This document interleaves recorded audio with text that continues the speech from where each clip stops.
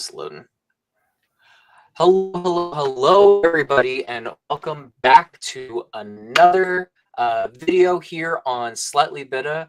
I am Dylan, the HBIC, here to spill all the tea, all the shade, and all the pink lemonade on reality TV. And I'm joined today by my very good friend and fellow Beast Games alumni, Morgan. Hello, you guys, and welcome. Oh my God, I'm so excited to be talking with you today because we've been watching the new season and we've seen all the hype for season 50. And it's like we just had to come on here and we had to talk about the casting and who we would want to see on the show. So, how much of like the rumors have you seen about the casting for 50? I follow 2 rumor pages and I have seen just about everything that these 2 pages have posted, and I have been doing a little deep dive in some of it just to see what's really going to happen. Yeah, I recently signed up for you've seen Inside Survivor? Yes. So I recently signed up for their patron page on Discord because people are posting all these things and he's leaking the cast or whatever. So he's not leaking the cast. Have you seen like this fake cast list that's going around? Yes, I've seen that too. That's fake. I checked his Discord and like he hasn't said anything about any names of who's on the season. He's just kind of been leaking that they're going one way, and it's sounding like they're cutting a lot of New Era people. Okay. So I know you're more of a New Era fan. I've been watching since like near the beginning. Like, how would you feel if there wasn't that many New Era people on the season?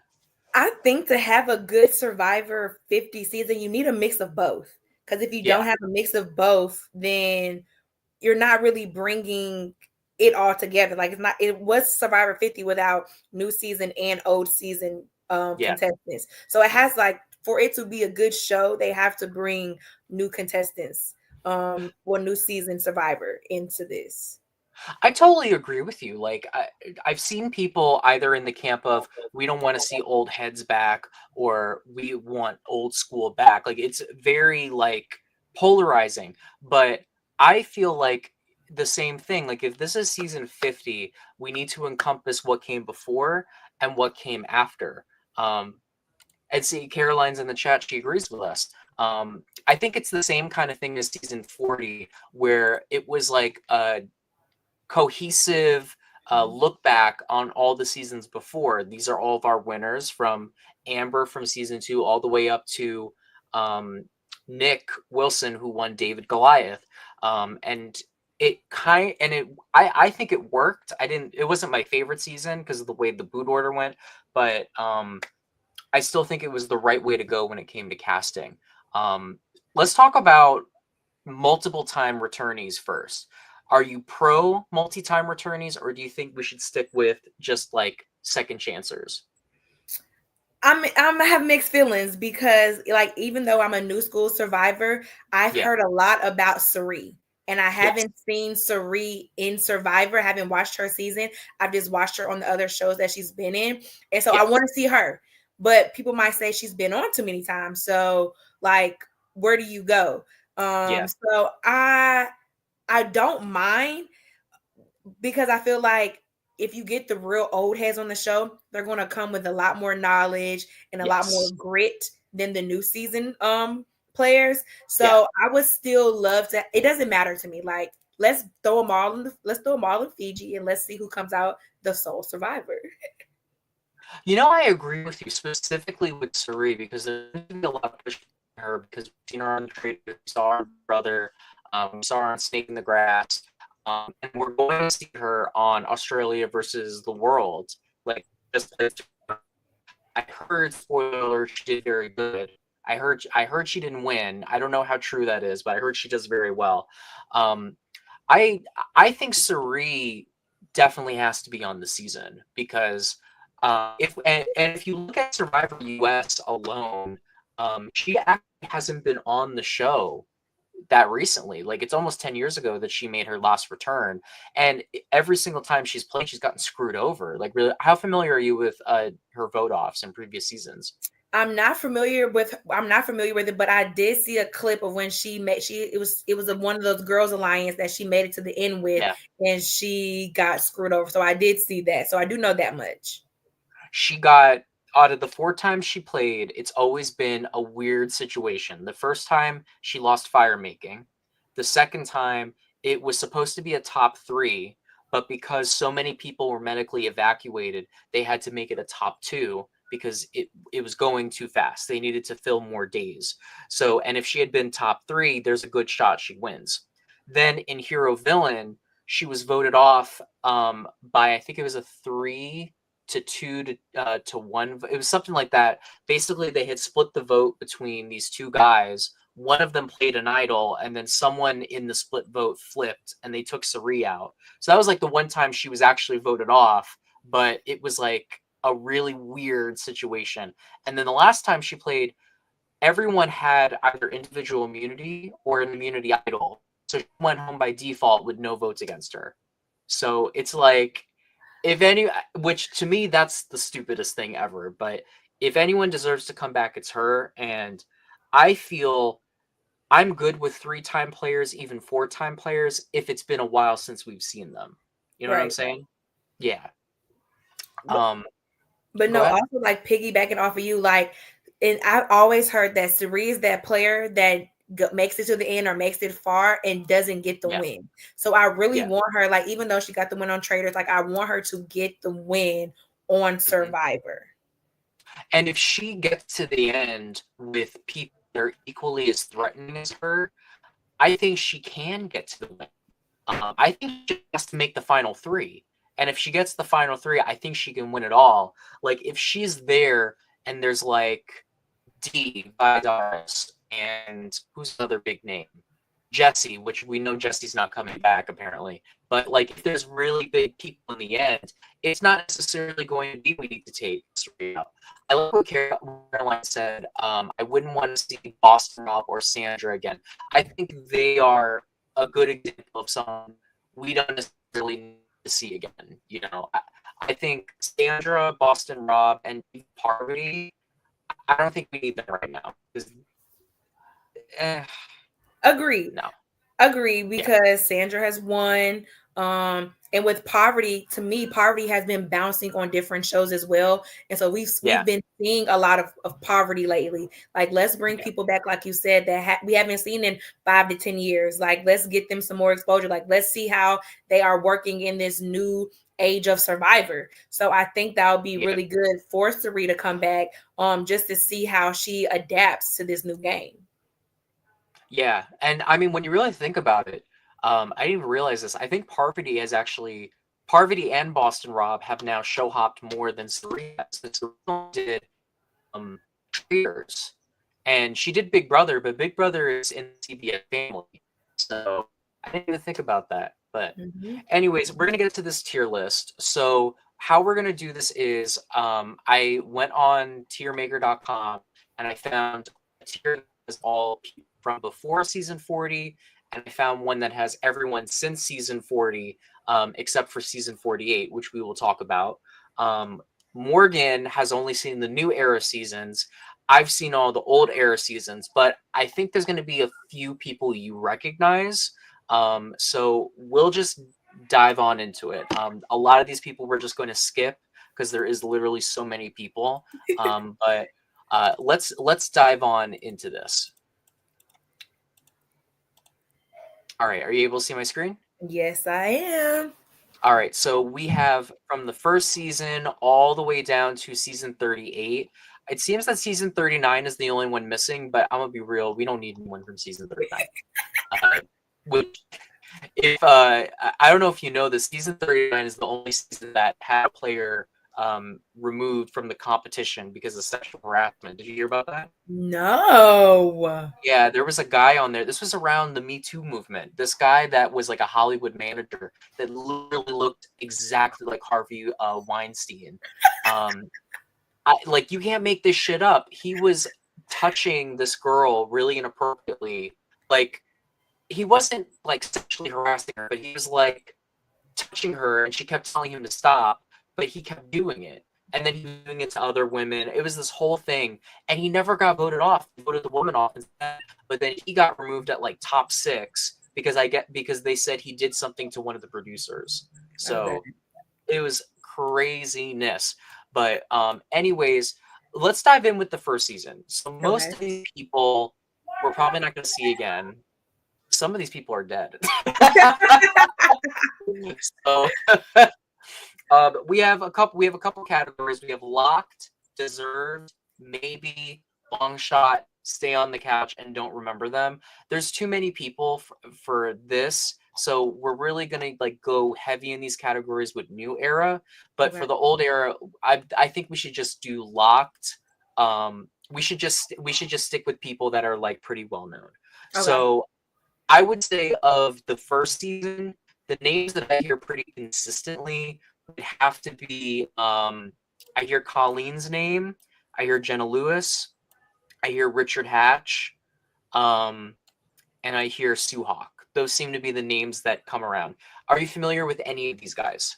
No. So from I think he played on the first or second season. It was the judge, and I cannot think of his name to save my life right now. I don't remember who's a judge either. But he was a judge that played on Survivor, and my judge actually talked to him because she was trying to dip into the reality TV show world as well. Oh, no way. Was this on Australia? No, it was. Hold on. I don't know. And he got far. Hold on. It might have been Africa. Well, while you look that up, what I will say is Colleen has been asked for several years, and Jeff said if he could pick anyone to come back, it would be her. But she has consistently said no. She said she's one and done. So she's not coming back. Okay. She's not coming back. Jenna Lewis was very popular. Well, not very popular. She was very well known because she was like one of those first young women that like kind of stood up to the men in the competition and was like, you know, really in your face. In All Stars, which was the last time we saw her, she was the person that kind of jump started we need to get all the winners out of the game. And she, you know, kind of led to all the winners going home immediately in that season. But she also kind of rode the coattails of Boston Rob and Amber. I wouldn't mind seeing her back. I don't know if she'd be my first choice, but I wouldn't mind seeing her back, and I don't think it's impossible for her to be one of the ones. Sue Hawk, she's the one that made that legendary speech of, on this island there are rats and there are snakes. Have you heard that speech? Yes. Honestly, like the problem with Sue is that during All Stars, Sue quit the competition because Richard Hatch got completely naked and he rubbed up against her during one of the challenges. But it sounds worse than it really is because Richard Hatch was always naked when he did these competitions. So there's a lot, and then there's also like rumors that she was just saying it because she knew she wasn't going to win and she wanted to get money at CBS. It's a whole thing. Like, it's very split down the middle. Some people say Richard was in the wrong. Some people say Sue was in the wrong. I think she's iconic, and I think that she should have been back by now from that speech alone, and she's a really great character. I just think there's too much love lost between her and CBS. I don't see her coming back, but I think she would be great.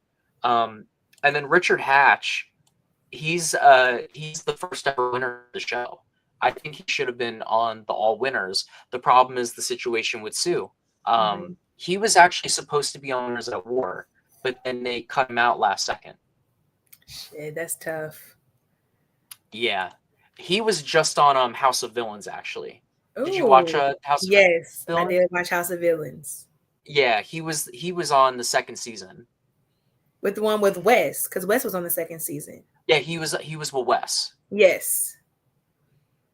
So I think that Richard honestly, the thing with Richard is I'm not sure if they will call him back, but the fact is that he still wants to compete. He still is very relevant in the reality TV world.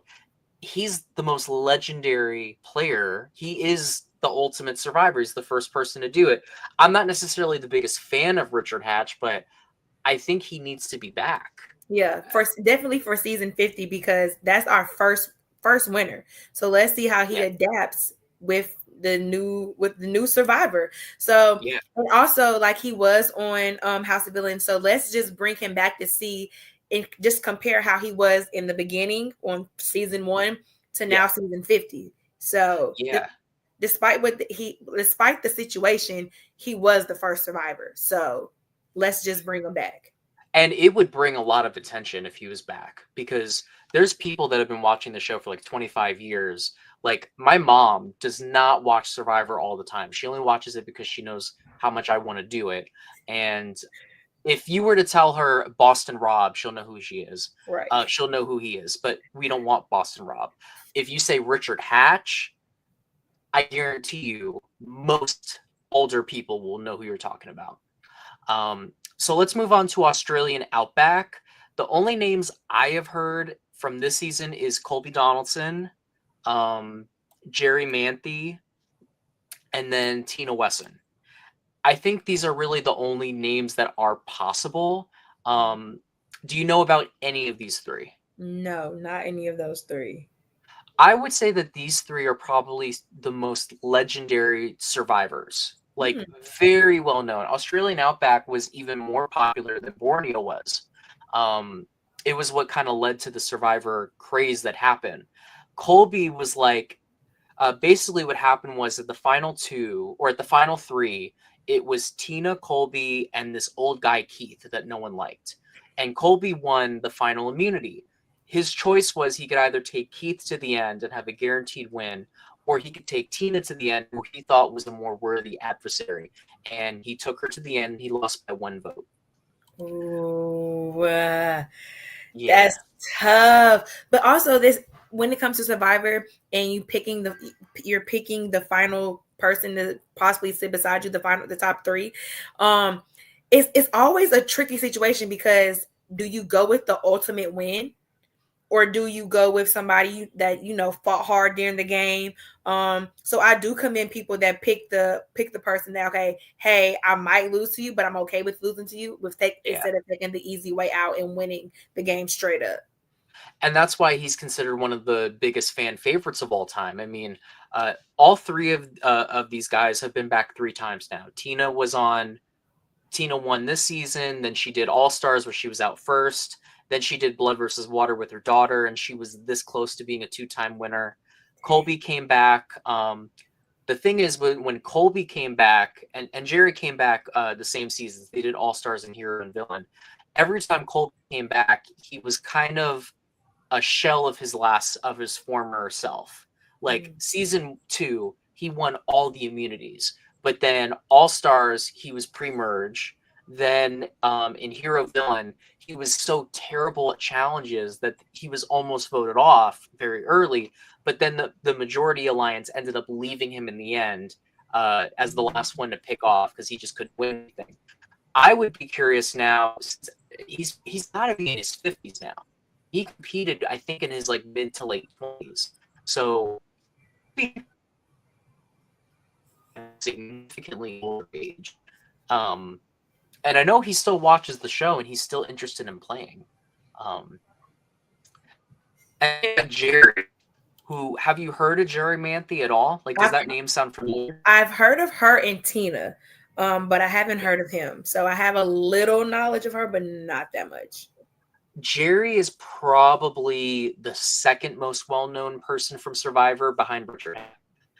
Was like the reality TV villain. She was on so many different reality shows, like through the early 2000s. Like, she was a full-fledged celebrity. She was considered a celebrity on some of these other shows. She was actually, they used a couple movie too. They quoted her. They talked about her. So she is another person where if she was on the show, it would instantly, it would be like, I remember her. I'm excited to see her. The story is because she was the one. She she was an even bigger villain in All Stars. But when she came back for hero villain, she was on the villain team, but was considered the heroic of everyone on the villain team. And she was like top 4. So now it's been even longer, it's been another 15 years since she's played. It would be interesting to see her back. I would say of all of these people, I was almost on winners like Richard, dropped last second. I think for Amber, I think that she's a maybe. I think she would be a good one to have there. I think Colton is also a maybe. I'm gonna say that Jerri Manthey should be on. She should be on 50. Yeah. Which people may not agree with. The reason is that I think she has a good relationship with production, and she is like one of the legends, and I think the legends should be on season 50.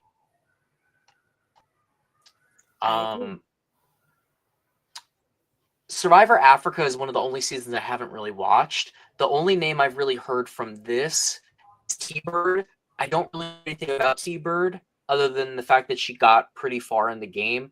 I'm just going to leave her as like a maybe. She was almost on Second Chances, and I've heard that they're calling back Second Chance people because Natalie Tenorelli, who was almost on Second Chances but didn't get voted in by the fans, she revealed the fact that she was called, but you know, they ended up not casting her. So I'll leave her on there. Okay. Then we've got Marquesa, and there's 2 big names on here besides Boston Rob, and that's Vecepia and Sean. Have you heard about Vecepia at all? No, but this was the season that the judge was on. His name, yeah. So I do know a little bit about this season. Paschal. Is it Paschal? Yes. Paschal. Yes. So I know a little bit about this season. Oh, yeah, you do? Yes. Oh, great. Okay, so do you recognize any of them? Do you what do you remember about the season? So about this season, just I know, hold on, let me blow this up.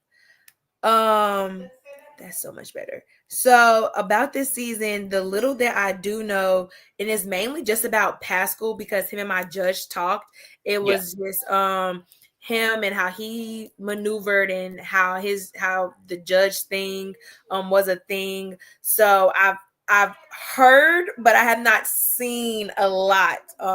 Just about he say, she say, and then about clips online. So this was the first season where the alliances were not just tribal lines. Like every other season, if your tribe had the most players coming into the merge, they just knocked out everyone else from the opposing side. This season, what happened was Vecepia and Sean and Boston Rob came in with a minority. At the first vote, they knocked out Boston Rob and they left Sean and Vecepia. But Paschal and his friend, his little friend Nalia, and this woman Kathy, they knew they were on the bottom of the other alliance, which had I think Tammy, Zoe, 2 of the other guys. Like they knew that if they stuck with them, that they were gonna be picked off. So the 3 of them flipped and formed a majority with Vecepia and Sean, and they knocked out everybody. And then when it came to top 5, the 3 of them stick together. They knocked off Sean. But Vecepia kept winning immunity, so they couldn't do anything about it. And Vecepia and Nalia ended up final 2. And Paschal was the first person to get rocked out. He drew the rocks. Mm-hmm. They ended up drawing rocks for the first time, and he ended up going home. Yeah, I do. I remember that based off the conversations that we had with him. But that was from, I need to go back and watch that season just because I won't say I know him, but just know of him. I need to go back and watch that season. Yeah, it's a really good one. So with Vecepia and Sean, Sean was a really great character on the season. Him and Vecepia had a good duo. Allegedly, he's been in the running to come back several times, but he never has. He's the second person on this list, besides T-Bird, that has never come back. So he's a great second chancer from an early season. I think he's still. I've heard rumors that he's on the list, but we have no idea. I would put him on a maybe. Vecepia. So Vecepia is always going to be in history because she is the first, not only the first Black woman, but the first Black person to win a major competition reality show on television. Not just Survivor, any competition show. Um, and she has, according to her, she's wanted to play again forever, but she's never even been contacted to come back. That's Not, tough. not for winners, not for all stars, not for hero villain. And there is an interview where Jeff called her boring, but if you originally she was not considered a good winner. People watched her win back years later, and they've kind of realized that, oh, she actually was playing a really good game. Like, if it wasn't for her, the flip would have never happened. I think that I'm going to put her with Richard Hatch. I think she's a very entertaining character. I think the story that she has, I'm not sure if it was cancer, but I do remember she had some type of disease that she overcame, and now she has like a.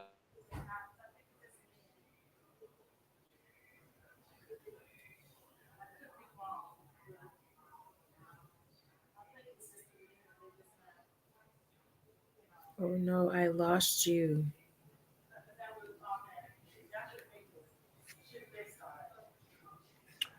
So yeah, that's it with Marquesa. I'm gonna skip Thailand. Thailand Okay. is considered one of the worst seasons ever. It's just Thailand also has some weird sexual assault things that went down. It is really weird. The only person that's ever even been invited back was Xi'an. Xi'an has like one of the best underdog stories in All Stars, not even in this season. I mean, I think she's great. I don't know if she'd be contacted, but I'd put her on the list of I'd be okay seeing her back. Okay. Um, Amazon. It was the first season of Guys versus Girls. There's not really anyone on this list that from this season that I would say is a contender. Heidi's been asked back several times, but she doesn't want to compete. The same thing with Colleen. The only other two would be Jenna Maraska and, of course, Rob Sesternino. I'm assuming you know Rob has a podcast. Yes. So this was the season that Rob was on. Okay. Do you think that Rob should be in the running to come to be on season 50?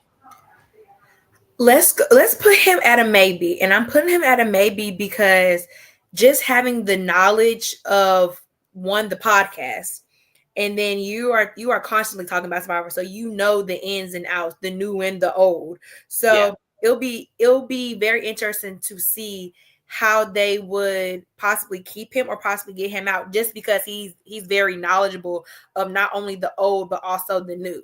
So I like him as a maybe, but also he's one of the players that if he doesn't win, he's going to get voted out just because he has too much knowledge. You see, that would be so interesting because he has had an interaction, I believe, with every single person that's ever played Survivor. I'm like pretty sure because he's been doing the podcast now. I believe he started it in Hero Villain. I could be wrong, but there's a very high chance that he would know pretty much every person on the cast. Maybe not intimately, but have at least met them. So I don't know how that would work. I don't know if they would target him, leave him in the game. I mean, he did well his first season. He almost won. But who knows? I think maybe he's a good one. And then Jenna Marasco, she won the season. And then Ethan had cancer, not her. But she's almost come back a few times. I don't know. I'm going to say she's a long shot. She's another like well-known character, but not really. Then we've got Pearl Islands. Pearl Islands, I think the only names you can talk about is Johnny Fairplay, Sandra, and Rupert. I think we've already, kind of established we don't really need to see Sandra again, not right now. So she can stay on the couch. Johnny Fairplay. Do you know anything about Johnny Fairplay or Rupert? Yes, both. Rupert was on like a newer-ish season that I seen, and I want to say he was with his wife or something. Oh, that was Blood versus Water when he sacrificed himself the very first episode for her. Yes. Yeah. So I do like him. He to me he reminds me of a big old teddy bear, but I haven't Yeah. seen his original season, so I don't know how he played. But I just saw that and that because I want to say that was my first season that I Yeah. watched, and so I do like him. So I want him to be a maybe. I gotta say that Rupert, when I first watched, his season and the whole show, I did not like him. But I've watched it back, and my take on him is I think he's a very obnoxious person. I think he's very self-absorbed, but he's funny as shit. He's so funny. His first season, he was saying shit like, uh, he didn't like this guy Sean because this guy Sean was like making fun of him, and because he used to have to wear a skirt because this whole situation happened, and he'd be like, "I want him off my island and out of my adventure."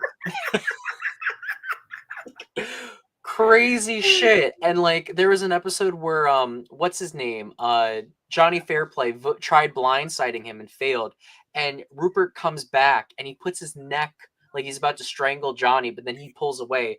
He goes, "Who the hell voted for me? What the fuck is that?" He was so pissed, and it's so funny to me because then he was called a hero in the later seasons. Like I put on the Heroes Tribe, like I know you don't know too much about him, and I know there's a lot of conflicting feelings on him.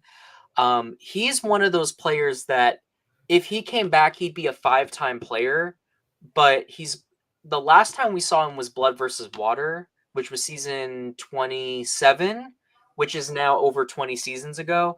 But he also was only on there for like one episode. He didn't even really play. He didn't even get voted off. He sacrificed himself for Redemption Island so his wife could stay. So the last real time we've seen him was hero villain.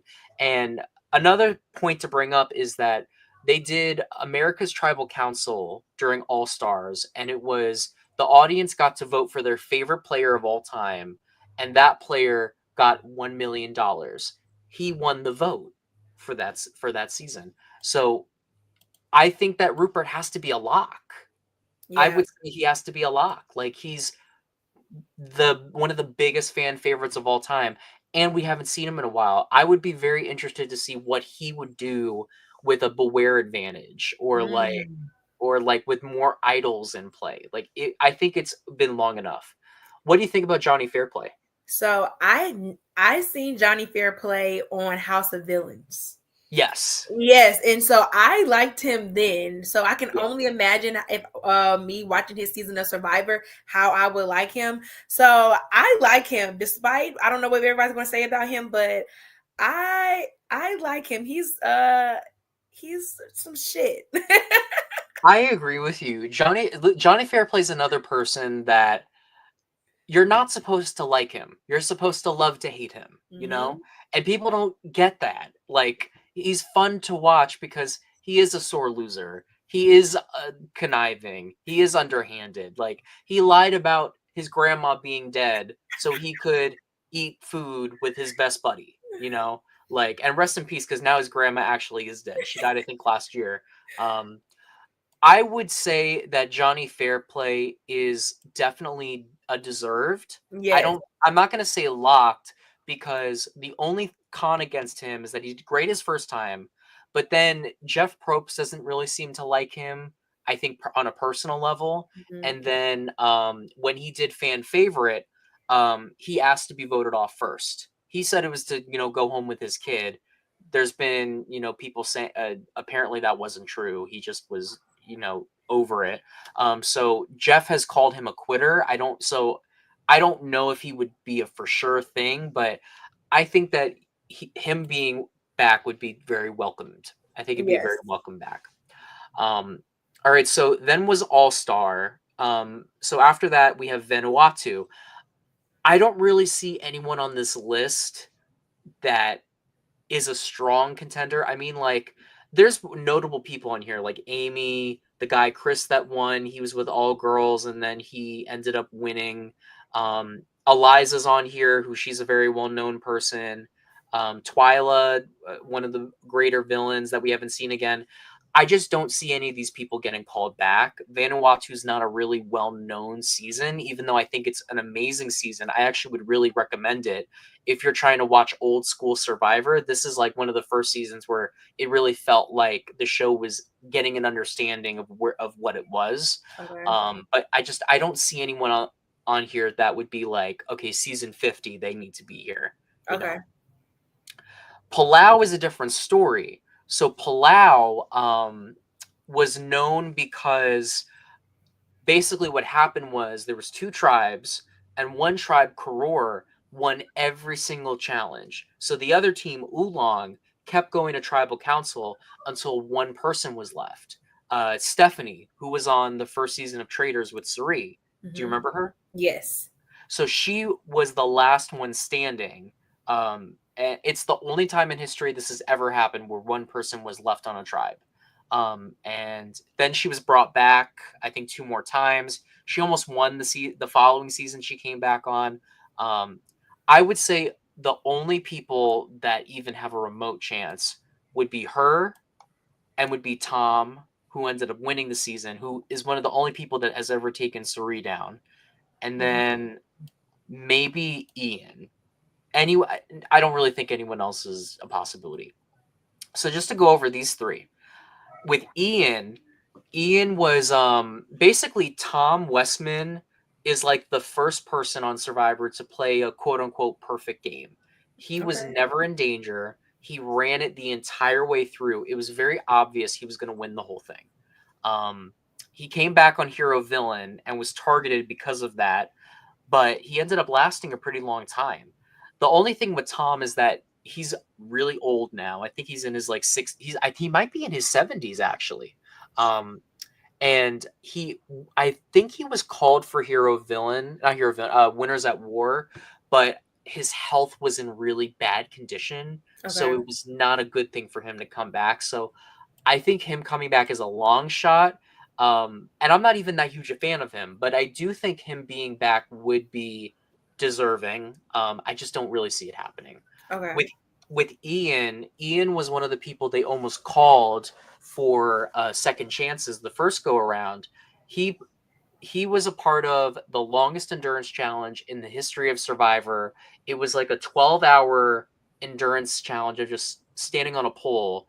And the only reason he dropped was because Tom Westman mind fucked him into making him think that he had lost his honor. I think it was something to do with God too. It might have been some Jeremy shit from Beast Games. But like honestly, the more I think about it, Tom was kind of like Jeremy a little bit. Well, he should have been gone early. Yeah, no, seriously. Like, oh my God. But I just realized that. But Ian ended up dropping, and it's like considered one of the greatest betrayals in the show's history. So I would say he's a long shot because he's not a legend. He's not someone people are going to be like, yes, season 50, come on. But if season 50 is going to be more about just collecting a pool of players that have had memorable moments, I do think he should be in the running. With Stephanie, what's your take on Stephanie from what you've seen of her? She's feisty, but she's also reserved, which is like the good mix of both worlds. She played a good game in Traders until she got out. I would put her for a long shot just because she's good, but I'm not gonna say she's not great, but it's just one of those ones that may like we like damned if you do, damned if you don't. Like we'll be okay if we don't have her, but if we do have her, it's good. It's like good for TV. I feel the same way as you. I suggest we put her in maybe. What do you think about maybe? That's fine. I would say maybe just because I do see a rationale for her to come back. I think in the whole span of the show, she's not really as relevant as she was when she came back for Hero Villain. Like she did terrible in Hero Villain. She was second out. But if we are looking at the show's history, she does have the memorabilia of being the only one to be the last one standing on her tribe, a tribe of one. And she is very well known. And also she almost was on Denise's season. What was it? What was the season? Season 25. The Philippines. Things. Originally, the Philippines was going to have all women as captains, but as Jeff likes to say, there's not enough colorful women characters, which is totally not true. But that's what he believed at the time, so they ended up scrapping it. But she was one of the ones they had chosen to be a captain. Dang. Okay. So I would put her in this category of like well known, but it's not really set in stone if they would be picked. Okay. So then Guatemala. Guatemala is probably the most overlooked season of the show. Of Guatemala, the only people that have been invited back was Stephanie, who was on Palau originally, and then the woman that won, which was Danny. I'm gonna be real. I don't think anyone is coming back from this. Like, Okay. you could make arguments that maybe they would give Danny another shot, or maybe they would give Lydia, not Lydia, Dan or Raph another shot. I don't think so. I'm just being 100% honest. Okay. So then we have Exile Island. There are a few people on here that are like pretty well known that I could see. Obviously we've got Suri. We got to put her up there. Then we've got. Let me find it. I know there's some people that like Danielle. She was also on Hero Villain. I don't see it. Shane Powers, I could see, and then Terry Dietz. So let me get Terry and Shane out the way. Okay. So with Shane was in contention for Second Chances, and he was thought to be a lock. He was this like crazy character. Like if you watch his season, you would remember him. He's one of those people that should have been back by now, and if he was back by now, he would probably be one of the most memorable characters on the show. It's just we've only seen him one time. Okay. With Terry Dietz, he did get to go on Second Chances, but he had to leave. I think it was like episode 4 or 5 because his son was put into cardiac arrest and he needed a heart transplant. And they kind of made it out like he would be invited back at some point. We still haven't seen him back. Okay. So I would say the thing with Shane is that Shane has been kind of reckless on social media towards production. So I would say, like, with both of them, I think Shane should be back, but I'm going to say it's more of a long shot. With Terry Dietz, I could potentially see them calling him. Okay. So I'm going to leave it at that. And then we've got Suri. So we talked a little bit about her. So I think we both want to see her back. Do you think she should be a lock, or do you think she should be just someone that is deserving? Like a lock is someone that has to be on. Like, do you think she has to be on, or just is like someone that should be on? I think she has to be on. She has to be a lock just because and also I feel like with Suri is she has played, for instance, Big Brother and Traitors. So she has been getting like, not saying like she needed any more notoriety, but she has been playing different games and she has been sharpening her skills. So let's see, throw her back in Fiji. Let's see how she adapts. So I'm all here for Suri. I'm a big Suri fan. I agree with that. It actually would be very fitting if she came back and won after doing all these other shows, because whenever she's been voted off, she's been like, I'd play this game again and again and again until I win. And she's always been the bridesmaid, never the bride, but it's like, it's about time she wins. And I think now she's proven she can win these games. And I think this is her time to get her win on this show. Yes. And she's legendary. And some people may say, oh, you have 3 people that were on Hero Villain. It's like, shut the fuck up. Right. Who cares? It's like they were on Hero Villain for a reason. All right. So now we've got season 13, which was Cook Islands. Cook Islands was really controversial because that was the race war season. Did you hear about this? So this season, they had 20 people, and it was split into 4 different tribes of 5. One tribe was white people, one tribe was Latinos, one tribe was Asians, and one tribe was black people. And that was literally how they described it, like in the advertising. It was wild. It was like one of the most talked about things at the time. And they got so much pushback on it that season 14, which if y'all don't know, uh they film seasons back to back. So 13 and 14 were filmed back to back without seeing what the audience thought. And season 14, it's very obvious that they were trying to do race wars again because the casting was like perfectly five white, five black, five Latino, five Asian, the exact same way it was. And no other season of Survivor did they ever have diversity like that way back in the day. Right.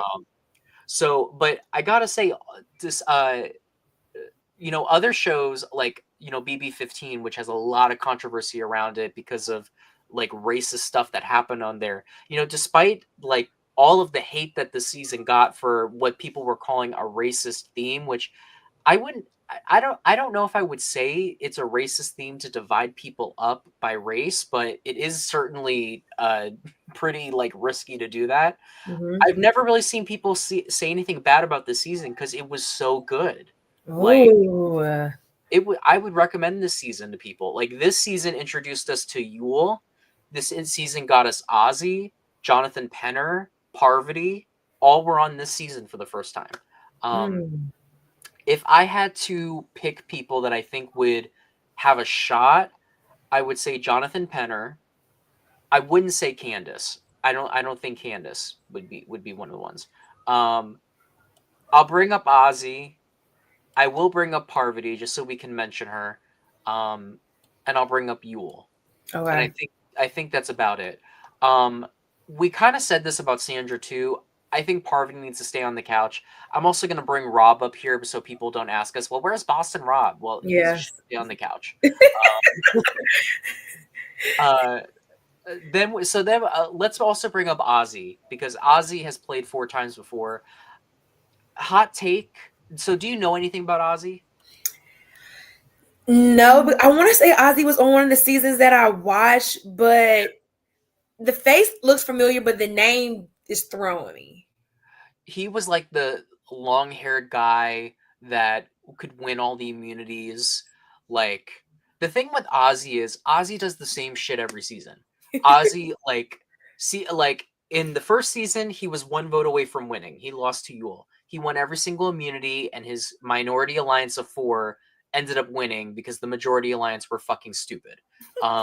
He comes back for fan versus favorite and the women blindside the fuck out of him with an idol in his pocket. One of the greatest blindsides ever. Cirie was a major part in it. Then he did Redemption Island, where he was a captain against Coach, and he was voted off the second the merge hit. And he was 1 immunity away from winning because he won all of the Redemption Island challenges. But then he didn't end up making it to the end. Then he came back for Game Changers, and the exact same shit happened. He was voted off like second at the merge because people thought he was an immunity threat.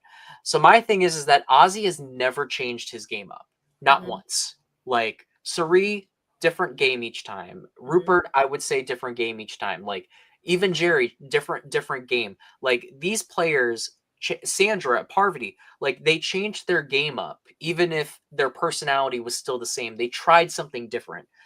He does the same shit every time. And if we're gonna like Jerry, Rupert, and Cirie will all be like 4 or 5 time players coming back. Ozzy would also be a 5-time player. I don't think he's worth being a 5-time player, and that's just my take on it. So I would say he's a long shot, but the only thing with him is they actually didn't want him on Game Changers. I remember Jeff did an interview where he said the only reason Ozzy was brought back was because CBS wanted Ozzy back. Okay. So I'm curious if CBS will do that again and say you need to put Ozzy on here. The only thing with Ozzy is that Ozzy has an OnlyFans. but also if he doesn't change his game, it's no reason because you're going to have so many people that have watched the game, seen the game, been in the game, and they're going to adapt. And if you can't adapt, like Survivor is an adaptable game, you have to adapt. And if you don't, you're like you say, you're going to just be voted off pre-merge or merge, and nobody wants to comp beast around. So you're gonna. Yeah, I like him that we put him in long shot. So I agree. Yeah. Exactly, and Survivor's been going on so long now that we can't even say, "Oh, well, he's older now."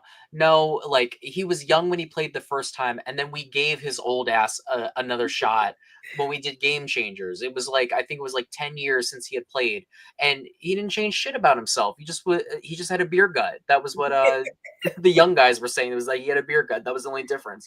So so it's like, "No, we're good." Yeah. Yule is an interesting story because Yule was like one of the most highly requested people to come back. He did Mhm. Winners at War, and then he was last before Merge, and he was not really important on the season. I don't know if he's considered one of the best to ever play, like one of the best winners. But again, he's not really talked about because he's not as memorable because he only was on two times, and only one of those times was he's really a featured player. Okay. So I don't think he's out of the question, but I think he's also a long shot. I wouldn't say he's like oh, that's a Survivor legend.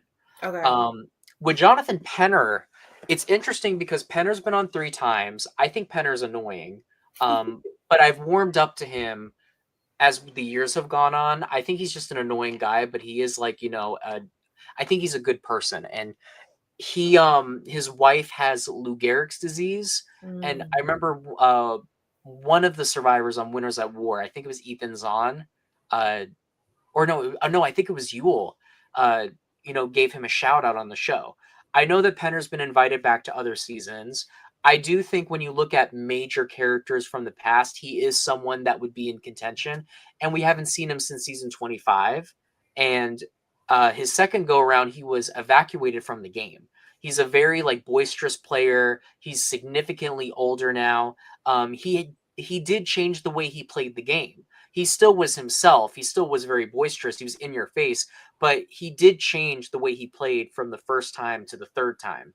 So I would put him in. Maybe. You know what's crazy is I'm going back and forth between maybe and deserved. Um, I feel like I'm gonna put him in a maybe, just because I don't think he's at the same level as like a Richard Hatch or a Fair Play or a Besepia. He's like in this category of like very memorable character that I think would be like a good person to call back, but not like a definite. Okay. Honestly, if they don't call him for Winners at War, they should call him up for Traitors. He would be Yes. great on Traitors. All right, so then we've got Fiji. Actually, this might be the most hated season. I don't think any of these people have ever played again. I'm trying to look. Who has played again? Oh, the I'm, only one that's played again is Yao Man. That's it. This dude. I'll bring him up, and I'm gonna bring Earl up. So Yao Man was like this old Asian dude that found a bunch of idols and was like this huge threat in the game. Let me check how old he is. He actually might be too old now to come back again. I'm not gonna lie. If I saw his ass on the show, I would die. He's 72 now. I'm not gonna lie. If I saw this old ass Asian man on the show, I would be kind of here for it. Like he's funny as shit. Oh my god. I I'm feel like if assuming. he's in good health, Yeah. and I would like, why not? Like, again, this is the experience of a lifetime. And yes, you Yeah. played it once, but let's see how you adapt. And like, he might be like the grandfather of the group, and like, let's keep Yeah. him around. And then he stabs you guys in the back, and you all get screwed over. So, like, let's play the game.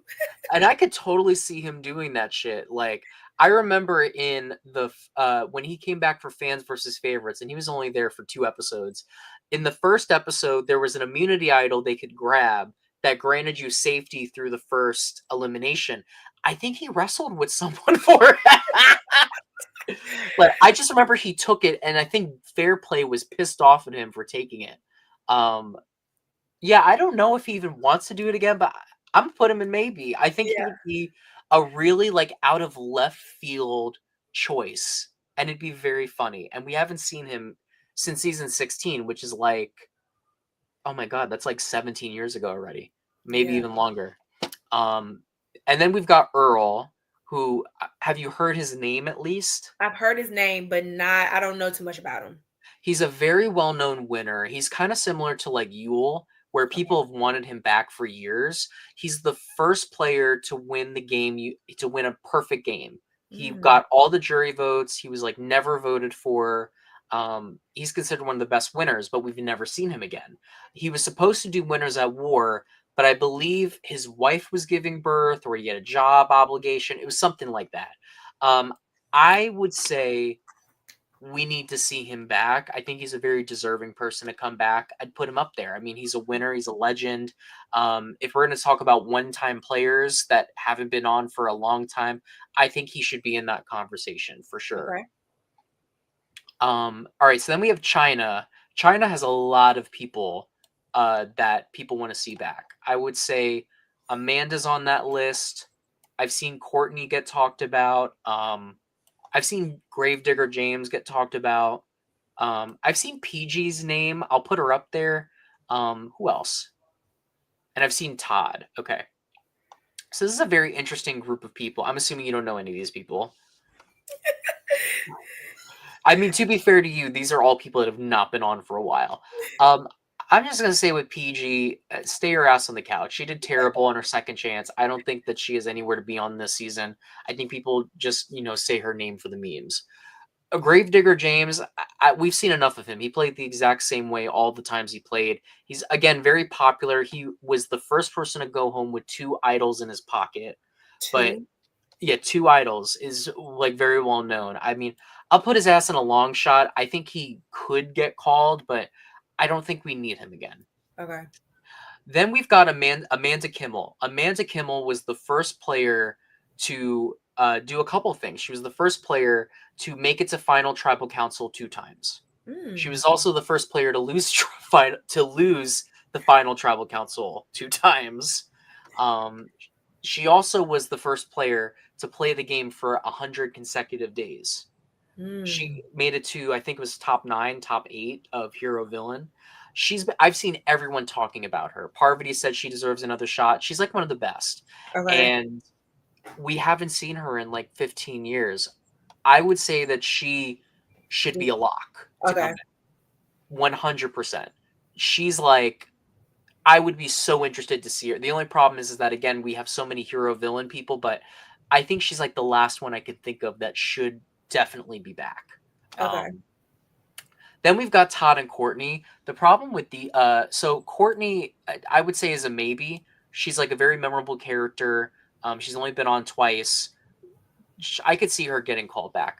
The problem with Todd is like again in the same category as like a Yule or an Earl, like very memorable character. We're like one of the best winners considered. But the problem is that after the show, he had a really bad like drug and alcohol addiction problem. From what I understand, he's better now. I saw him on Rob as a podcast the other day. However, I don't know if they're willing to take that risk on bringing him back just because of all the stuff that he went through. So I'm going to put him on a long shot because I just am not sure. Then we've got the fans from Fans versus Favorites.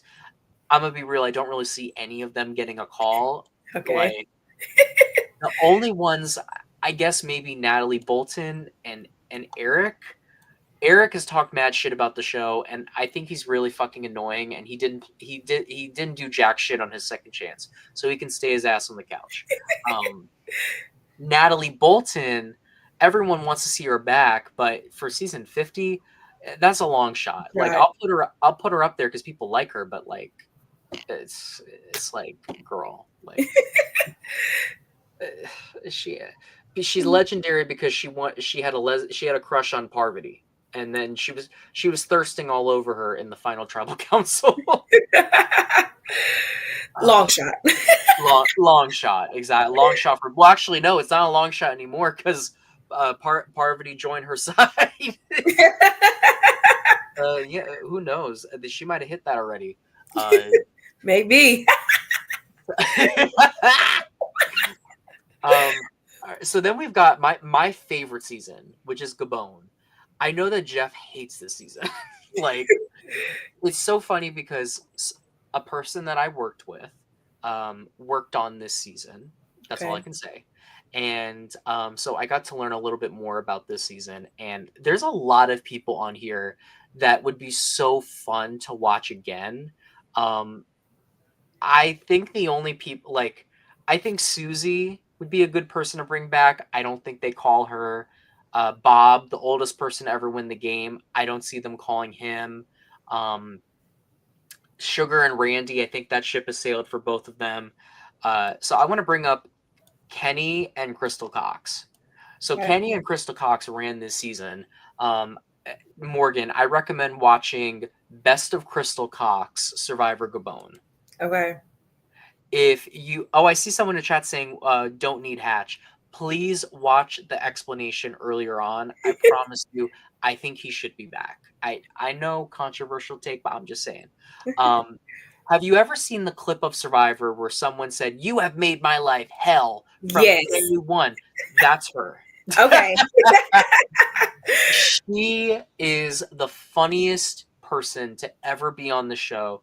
She said she was an Olympic athlete. She's like one of the worst competitors in these challenges ever. Like, it's crazy. And then she like yells in her voting confessionals for people to hear. Like, her and Kenny ran this season, and then just out of nowhere, everyone got tired of their shit and voted them off at the top 6. Um, I think both of them are long shots because they have not been asked back for years, but I think they would be extremely welcome additions. Like, if I could pick anyone, I think Kenny deserves a shot, but I'd pick Crystal Cox. Okay. Because you can't beat Crystal Cox, baby. Okay, and next we've got Tocantins. I don't think anyone from here needs to come back. I don't need to see Stephen Fish back again. I don't need to see JT again. I like Tyson. Do you know anything about Tyson? I do know about Tyson. Tyson was on Heroes versus Villains or Blood versus Water. He was on both. He won Blood versus Water. I mean, would you want to see him back? Tyson was a prick in my opinion. Asshole. And I didn't like how he played. He was just mean. Yeah. So I don't have to see Tyson back. But that's just my personal opinion, dog. Don't shoot me, don't hate me. So yeah, I agree with you. Yeah, I don't have to see him. He's another person where it's like we've kind of seen it all, you know. Yeah. We like he's, in my opinion, he played the exact same way his first 2 times. The third time he perfected his way of playing and he won, but he also, you know, I think in my opinion had the advantage of playing against people he knew or that were easy to take advantage of. And then Winners at War, like he did fucking terrible. So I think he's funny. I think he's great. I don't think now's the time for us to see him. You know, Right. like we just saw him in Winners at War, and like he did terrible in it. So I'm good. I don't think we need to see him. Taj, people have said Taj's name. She's fucking rich. She's married to, I forget the NFL player, but they've asked her back several times. She's not coming back. Yeah. And then She's already JT, paid. say again. She's already paid. Exactly. There's no amount they can give her. I've heard things about Sierra. Sierra was a very like popular character, but she's turned them down several times. So I don't see it, but I'll put her in the long shot. Other than that, I mean, there's like I can't really see anyone else get on here getting a call. Like, sorry, it's Stephen Fishback and JT. I think we've had our fill of you. Yeah. Oh shit! No, there is someone on this list. Coach. So, do you know anything about Coach? The face looks familiar. Dragon Slayer. Yes. Yes. He was on Hero Villain, and then now this guy, this is Jeremy. This is Beast Game Jeremy. He came back after Hero Villain when he got his ass handed to him, and he led a cult. Like, it was full on a cult. It was like they would do prayer circles before every challenge. They one time, Coach had the immunity idol in his pocket, didn't tell anyone but his 2 closest allies, and then he did a prayer circle with the tribe. God, please help us find the immunity idol. And then he was in the final 3, and people wanted to vote for him, but he just wouldn't own up to his bullshit. He just kept on saying that, oh no, I was, being honorable, as being religious. And it was like he full on led a cult the same way Jeremy did. But so he didn't win, and Sophie ended up winning. There's a lot of reliable sources saying he's coming back. He, Mm, he turned down Traitors season 4. He opened up about that. He's one of the most memorable characters. This is my thing with him. We've already got 4 from Heroes and Villain. I think that these 4 need to be back more than he does. yeah, agreed. But I will say he's a deserving person to come back. We haven't Okay. seen him back in several years. Like, I think it's not, I don't think it's been 20 years yet, but it's been like 15. And he is very memorable, like, big character. I do think him coming back is not incorrect. I just find him to be very annoying. So I'll just leave it at that. Okay. Um, who's next? Okay, so that leads us to Samoa. Another very controversial opinion. So there's no one from this season that's getting a call, except for one person. Yeah, Laura Moret, no. Monica Badia, no. Natalie White, no. We got to talk about Russell Hands. Okay. So you know Russell Hands, correct? A little, a little. So what do you know about Russell Hands? From the little that I do know, he. So what's everybody's definition of controversial? Because I heard he was some shit in a way. Yeah. And I mean, everybody stirs the pot, but sometimes stir the pot too good in a way, in a sense. That's what he is. He is someone that is so entertaining to watch, but he's like genuinely a bad guy. So Yeah. so there's a couple funny things. I remember years ago I leaked some behind the scenes drama on Big Brother All Stars because I had an inside source giving me info. And Russell Hantz actually called me on the phone because he wanted to interview me about it. So I spoke on the phone with him, and he followed me for a while. But I'm very anti Donald Trump. He's very pro Donald Trump, and he saw my post and he unfollowed me. So I unfollowed him back. Um, so I don't think we have beef, but it's just, we're not each other's people. He Yeah. also hosted an org a couple years ago, and he offered $1,000 to the winner. He never paid them. And he's also like just said like really like he's very obviously misogynistic. Like Mm, very obviously. Like every season he played, he thought he could just drag the quote unquote dumb girls to the end. And when he was on Australian Survivor, he said it was too feminist because which was just I don't know. He's just a very odd guy. I think he's trying to fix himself because I've watched some of his newer stuff and he's like backtracked, but mm-mm. I don't know. I think he's very weird. I think he's one of those people that shits on production and tries saying he doesn't want to come back when he really does.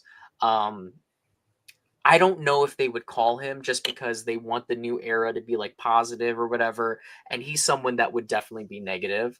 And he does represent a lot of bad things. And there's some people that I know are on the casting team that would probably give him the axe. But if CBS wants him, CBS is going to win.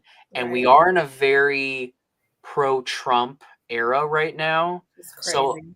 I know. I hate to say it, but I think the audience would lean towards him.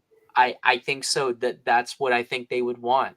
And for me personally, my only problem with Russell Hantz is that Russell Hantz plays the exact same way Yeah. every single time. Like he did really well his first 2 go rounds, but he played the exact same game and got away with it because no one knew who he was.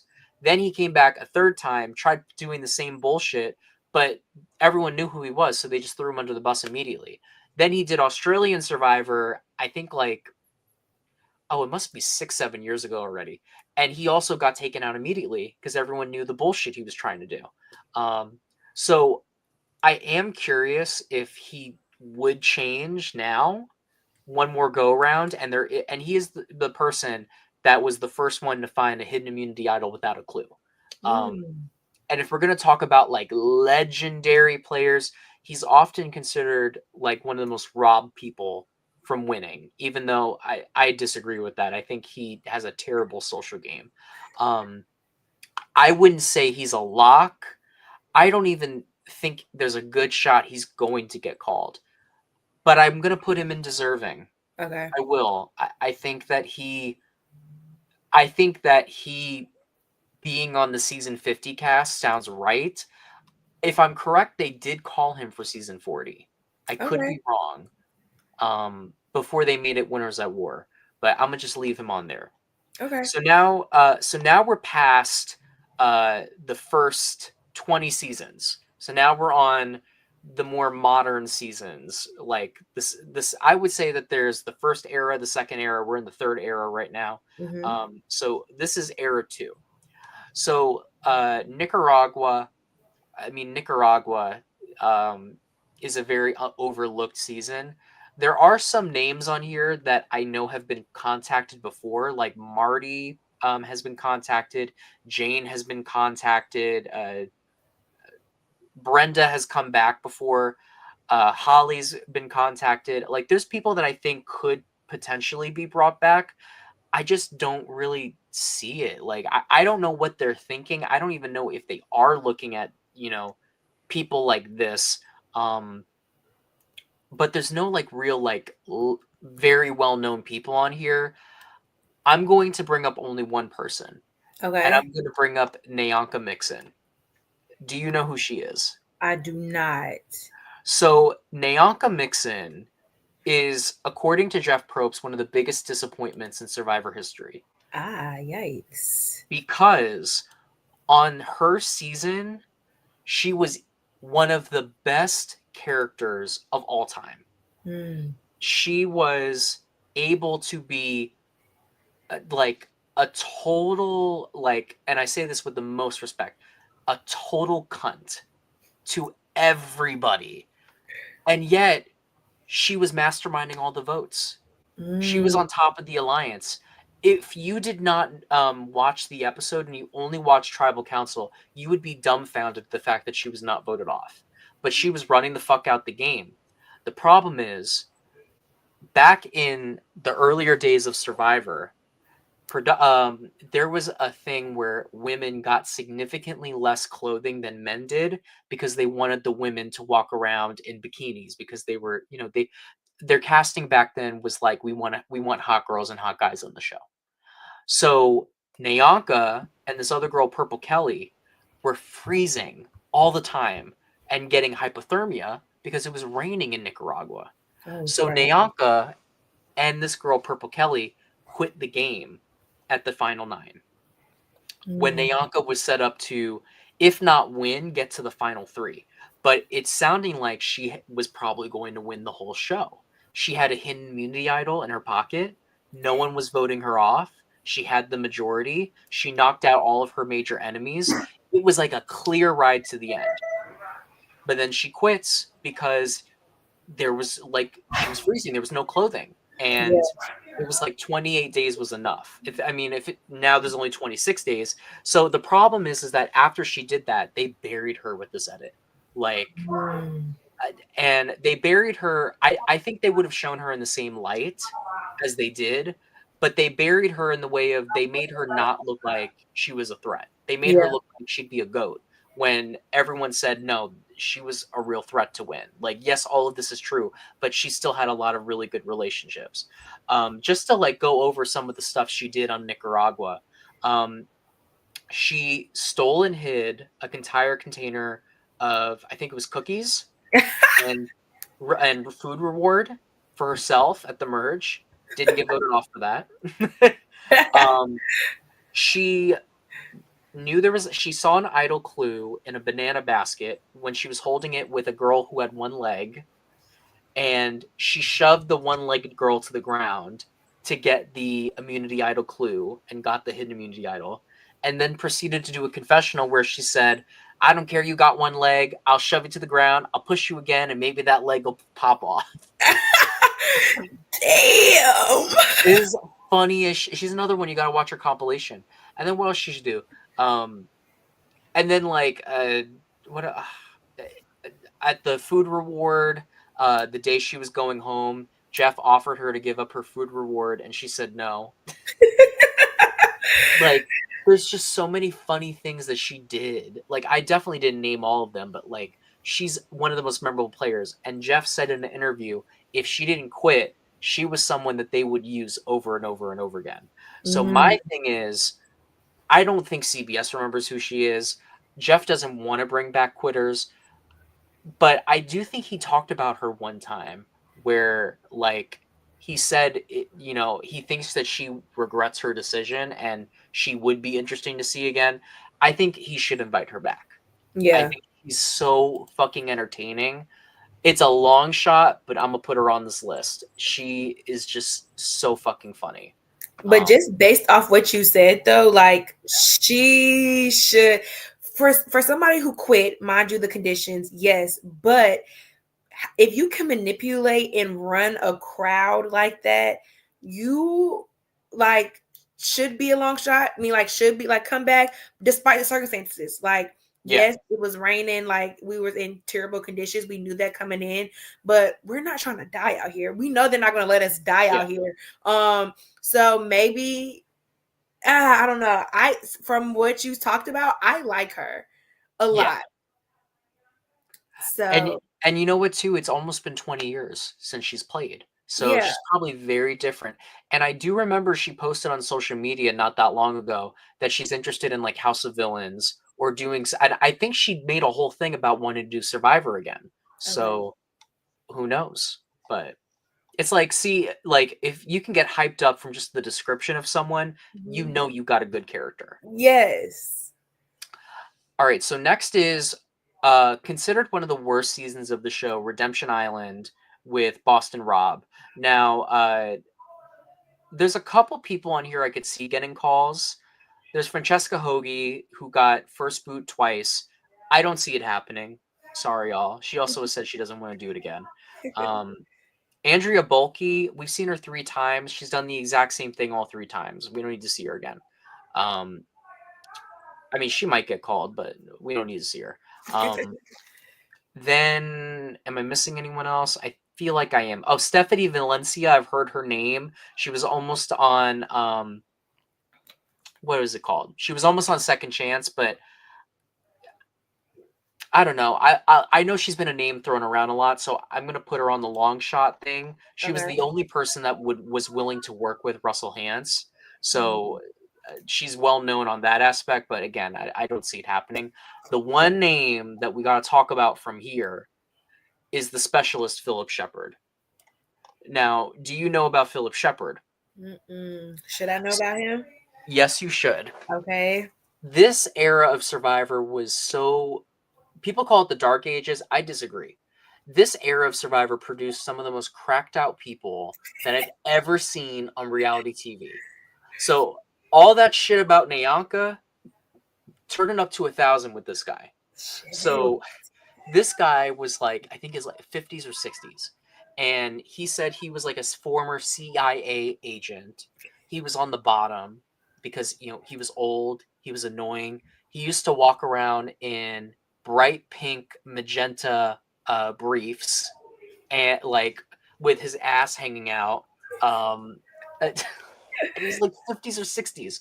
And he, at the very first tribal council, there was a plan made with him, Francesca, and I don't remember the name of the other girl, Krista, where they were trying to flip the vote on Boston Rob or on his girl Natalie because they saw that he was about to run the whole game.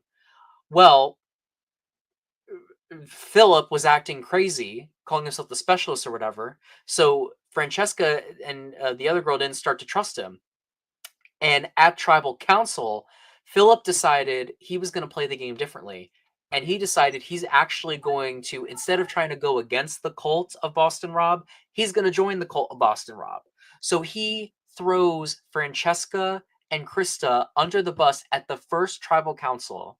And he says, they have a hidden immunity idol in front of everybody, and it completely shakes up the vote. And they have, and in real time, it goes from I think they were all going to pile on one person to they had to split the vote, and then it's really well known because he has this argument with Francesca where he keeps messing up her name.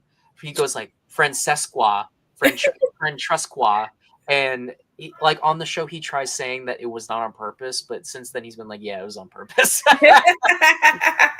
um, and his whole strategy was to make himself look crazier than he was and stupider than he was, so that people would drag him to the end because he realized he wasn't going to win. So Right. he might as well just get dragged to the end, and it worked. That's what happened. He got dragged all the way to the end, and he got one vote, and he was second place to Boston Rob.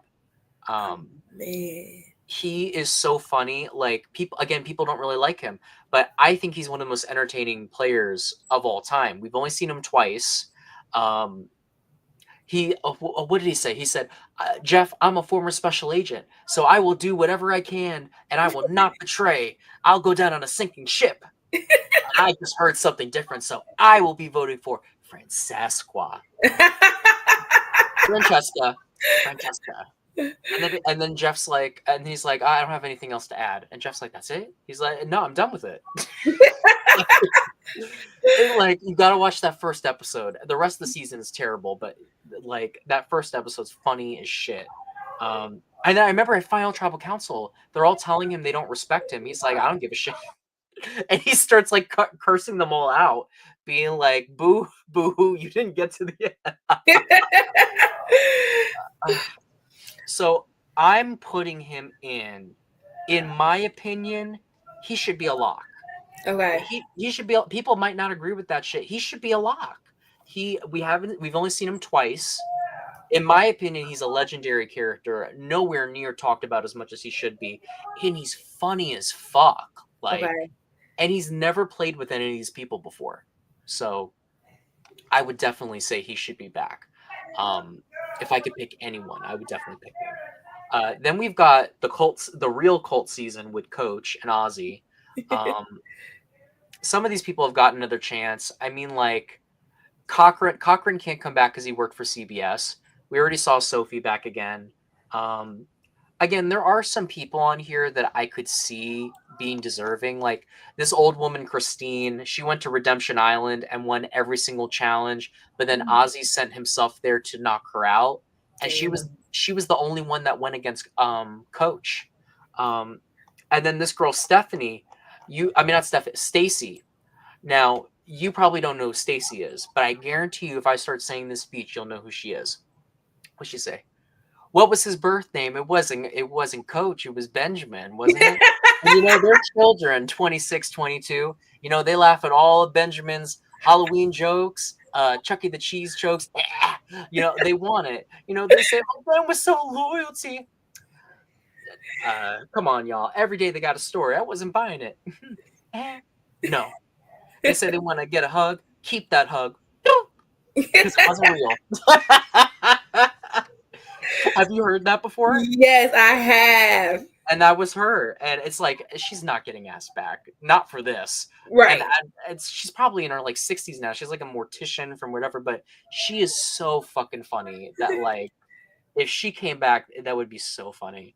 And then like, I don't think there's anyone else from South Pacific. Like some of these people have been contacted again, but like, no, we don't need any of them. Then we've got One World, which was men versus women. Kim was on this season from Winners at War. She dominated it. There's really no one on here. Okay. If I'm being honest with you, there's really no one on here that's that well known. Philippines. Remember Denise, the Queen Slayer from Winner at War?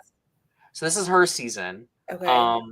There's a few that I could see being invited back. There's Abby Maria. There's Denise herself, if I could find her. There's Lisa Welchel. And then there's Malcolm. Let me find Malcolm. And I think that's it. Are you familiar with any of these four? I'm familiar with Lisa. From Facts of Life, right? Yes.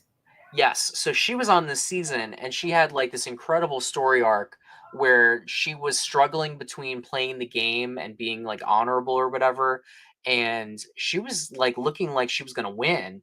But then like towards the end of the game, it was like weird. She started the game feeling bad about lying to people, but then she let it go and went rogue and started lying to everybody. But then like towards the very end, she had some like epiphany with God and said she can't do it again, and she like brought Denise to the end and she lost.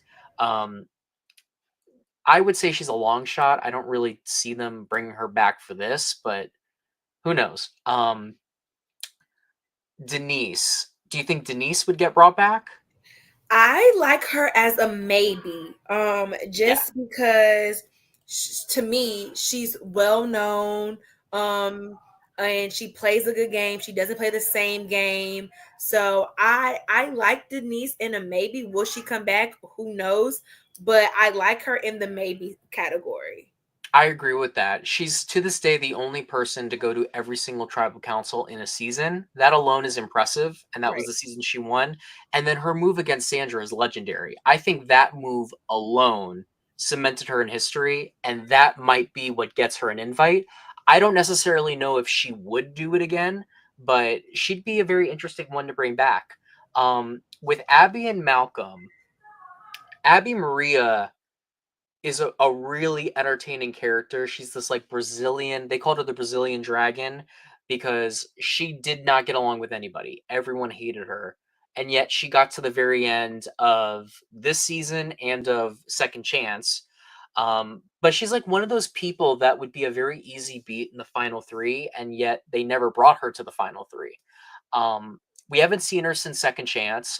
She was great television both times she plays. She deserves to be back. I don't think she's a lock, but I think Okay. she deserves to be back. Malcolm, hot take.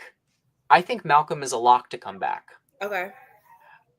Not necessarily my favorite player, but to put this into context, Malcolm played this season, he played fan favorites, and then he played game changers. This season, he was the favorite. He didn't win a fan favorite though. Because he lost to Lisa. I think it was because Lisa had her like Facts of Life fans voting for her. If I'm being honest with you, but he was so Malcolm was so adored. He comes back the following season to do fan favorites, and no one in the cast knew who he was. He was just that popular that CBS knew they needed him back. Um, and he is the first player to start a live tribal council with whispering and everything. Mm. What he did was he had a three-person alliance called the Three Amigos. One of them had immunity. I think Reynolds had immunity, and then him and Eddie were vulnerable. Malcolm had two immunity idols. So what he did in the middle of tribal council was he said, "Yeah, I'm not going home tonight." Everyone knew he had an idol, so he put it around his neck. And they said, "Let me spice it up a little bit." And he revealed the second idol, and everyone was shocked. And he put it on Eddie, and he said, "We're playing these tonight." They both play it, and he sends home Philip Shepard, and that was how Philip went home in Fans versus Favorites. So that was legendary. He's like a game changer just for doing live tribal councils for the first time. So then he does Game Changers. And did you watch Game Changers at all? I watched some of Game Changers. I watched a lot of it in the mix because on Pluto TV, they just Yeah. have like running episodes of Survivors. So I watched some, not the whole season, but in and out. So he went home on the episode where two tribes went to one tribal council. And what Mm. happened with him was there was a live tribal where it was basically one tribe. It was a swap tribe. So one tribe had five people from blue and one person from red, and then the other one had, I think uh it was 5-4. Malcolm's tribe had five. There was four original red and one original blue, and then the opposite tribe had four or five, whatever. They had a majority, but the question was JT gonna flip or was Haley gonna flip to their original tribe? Does that make sense? I like tried saying it the best way I could. Yes. So JT, who was aligned with Malcolm, was trying to get Sandra out. So he gets up in the middle of tribal council and he whispers to Brad Culpepper, they're voting for Sierra, hoping that they had an idol. And he thought that if he told them who was getting voted for, that they would idol Sierra and vote off Sandra. They didn't vote off Sandra. They voted Malcolm off because Malcolm was the biggest physical threat. So he went home in like one of the craziest tribal councils, and it was so unexpected because he was like getting a great edit. He was like very popular. He was in a great alliance, and then it was just like, bam, he's gone. Damn. And then following the season, they did an all-time fan favorite vote, and he won it. Okay. Yeah. So I think that he just has a lot of traction behind him. There hasn't been an opportunity to bring him back yet because they Okay. did Winners at War and they haven't done any other returning player seasons yet. So I think the next opportunity they have, he wants to play again.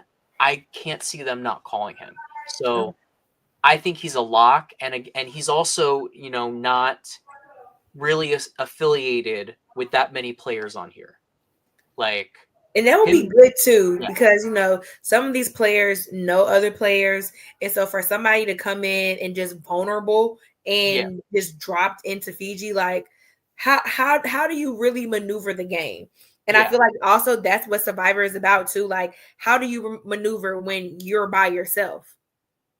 yeah. And he doesn't have Denise with him this time, who was his number one. Um, he doesn't have any of his game changer friends. Like Sari was on Game Changers with him, but they never went to Tribal Council together. Mhm. Like he would know Philip, but I don't think he's talked to Philip in like 15 years, and they didn't even get along. So yeah, it would be. I think he would be a really interesting choice, and he's also. I mean, he's played 3 times, but we haven't seen him a million times. Right. Like it's been very spread out since we've seen him. And his last go, he was barely there. So yeah, I think he's got a good shot. The second fans versus favorites. Yeah, none of these motherfuckers are getting calls. None of them. This was a terrible group of newbies. Anyways, Blood versus Water. Hayden was considered to be. I think they wanted him back a couple times. Candace's husband, I'm good. Sierra Easton, I'm good. We've seen her 3 times. Very overrated in my opinion. Brad Culpepper, no thank you. I don't think there's anyone from here that's getting called. Okay. Sorry. Kagayan, very popular. Have you seen Kagayan? No, but I do like Culpepper though. Like, just in my opinion, I've seen a season with Culpepper. Oh, you have? I Okay. have. Do you want to But put him up there? no, not really. Just because he's also an asshole too. But Yeah. I have seen him play. But no, we don't have to put him on. Just because we don't like with Yeah. this season, with like season 50, I feel like we need assholes, but not assholes. Yeah, and I have not heard anyone talk about him. Like Yeah. I mean, he was very big on Game Changers, but I feel like he kind of just did his big one on Game Changers and then everyone forgot about it. Right. Like, because all he did was win immunities. Yeah. That Um, was it. so, so Kagayan is Tony's first season that he won. Ooh, This I is like do. a really huge season. Now, there's a couple of people on here that I would put up, but it sounds to me like they're not going on. Spencer just came forward and said that he was in the running, but they recently dropped him, which is a shock because he is a major fan favorite. And his run in the game was this season he was a fan favorite. He was like an underdog the whole way through, and he almost won his way to the end, but he couldn't. He came back for second chances, and he switched his game up completely. He was a lot better socially. He was less of a douchebag. But he fumbled the ball at the very end because he started acting like a douchebag again when he was in the power position, and he lost to Jeremy. So it's like he had a really bad crash out, and I think he does, deserve a good ending to his story. But at the same time, I really don't feel sorry for him because he's another person, in my opinion, who I think is a bad person in real life. Yeah. I don't know if you've heard this, but he's a major conspiracy theorist. Like Oh, hell. Throw him vaccines, away. yeah, vaccines are poisoning us. I think he said some shit about BLM. Oh Uh, my gosh. he doesn't even call himself Spencer anymore. He's like, honestly, he reminds me of Kanye West. He's like, I'm Raymond. So he's a lunatic. Yes, I think he's mentally unstable. Um, but hey, to be honest, I'm surprised they're even contacting him still. But yeah, Tony. I mean, Tony just did Australia versus the world. I don't know how he did on it, and he got his ass handed to him on Traders. I was initially gonna say he's not gonna do it because he already won Winners at War. Like he's already a two-time winner. I don't know. What do you think about Tony playing the game? Here, let me move Tony up here. Let me put Tony up there. Um, I'm gonna bring up who else am I gonna bring up? I'll bring up his Cops Are Us buddy, Sarah. Okay. You've seen Winners at War, right? Yes, I also like unpopular opinion. I like Tony. Oh, you do? I do like Tony. I do Unpopular opinion. too. I like Tony. He plays a crazy game. Yes, A he does. crazy game. So I like, but also I did like Tony. Like, even though he was on Traders, I did like him on Traders too. Yes. So He was good on Traders too. yeah, I, I so I yeah. like him. I feel like he's got a little bit of a wounded ego. I remember when he did Game Changers and was voted off second. Um, he was so pissed about it, and I think he came back because he wanted to redeem himself. Um, part of me feels like he would play again. Yeah, definitely. But to me, Tony's one of those type of people that he's a competitor. He wants to Yeah. play. He wants to redeem himself. Like, I believe they call him back on Survivor or Traders. Like, he wants to go in there and show these people, like, I'm here to play. I'm here to win. And so, like, Tony gives me that macho ego man. Like, y'all not gonna bullshit me. Like, even though like Yeah. I didn't play the best game or I'm playing this type of game, like, you can't run over me. And so I do like Tony in that sense. Am I crazy for saying he should be in the second category? I do. He deserved. He is deserved. I think so. I don't think he's a lock because he is very recent. He would be a four-time player. I think anyone that was on Winners at War, it's a little bit of a long shot to see them again this soon, especially since there hasn't been any other returning seasons yet. Right. And he is also a two-time winner, but I wouldn't be mad at seeing him again. Yeah, especially with a new crop of people. Mm-hmm. And he's also very recognizable. I could see CBS, saying if CBS is really picking a good chunk of this cast, I can't not see CBS saying you need to bring Tony back. Right. Agreed. And I mean, you're a newer fan of these shows. He's recognizable to you. So the same way that Richard Hatch would bring in a really old set of fans, Tony is someone that is not from the new era, but is going to bring in newer fans like you. Mm-hmm. So yes, he's definitely in the deserved position. Definitely. What do you think about Officer Sarah? Cops Are Us. A long shot, in my opinion. Just because, what is she going to bring? Like, she's a good player, but what is she going to bring now in this age, in this era of Survivor?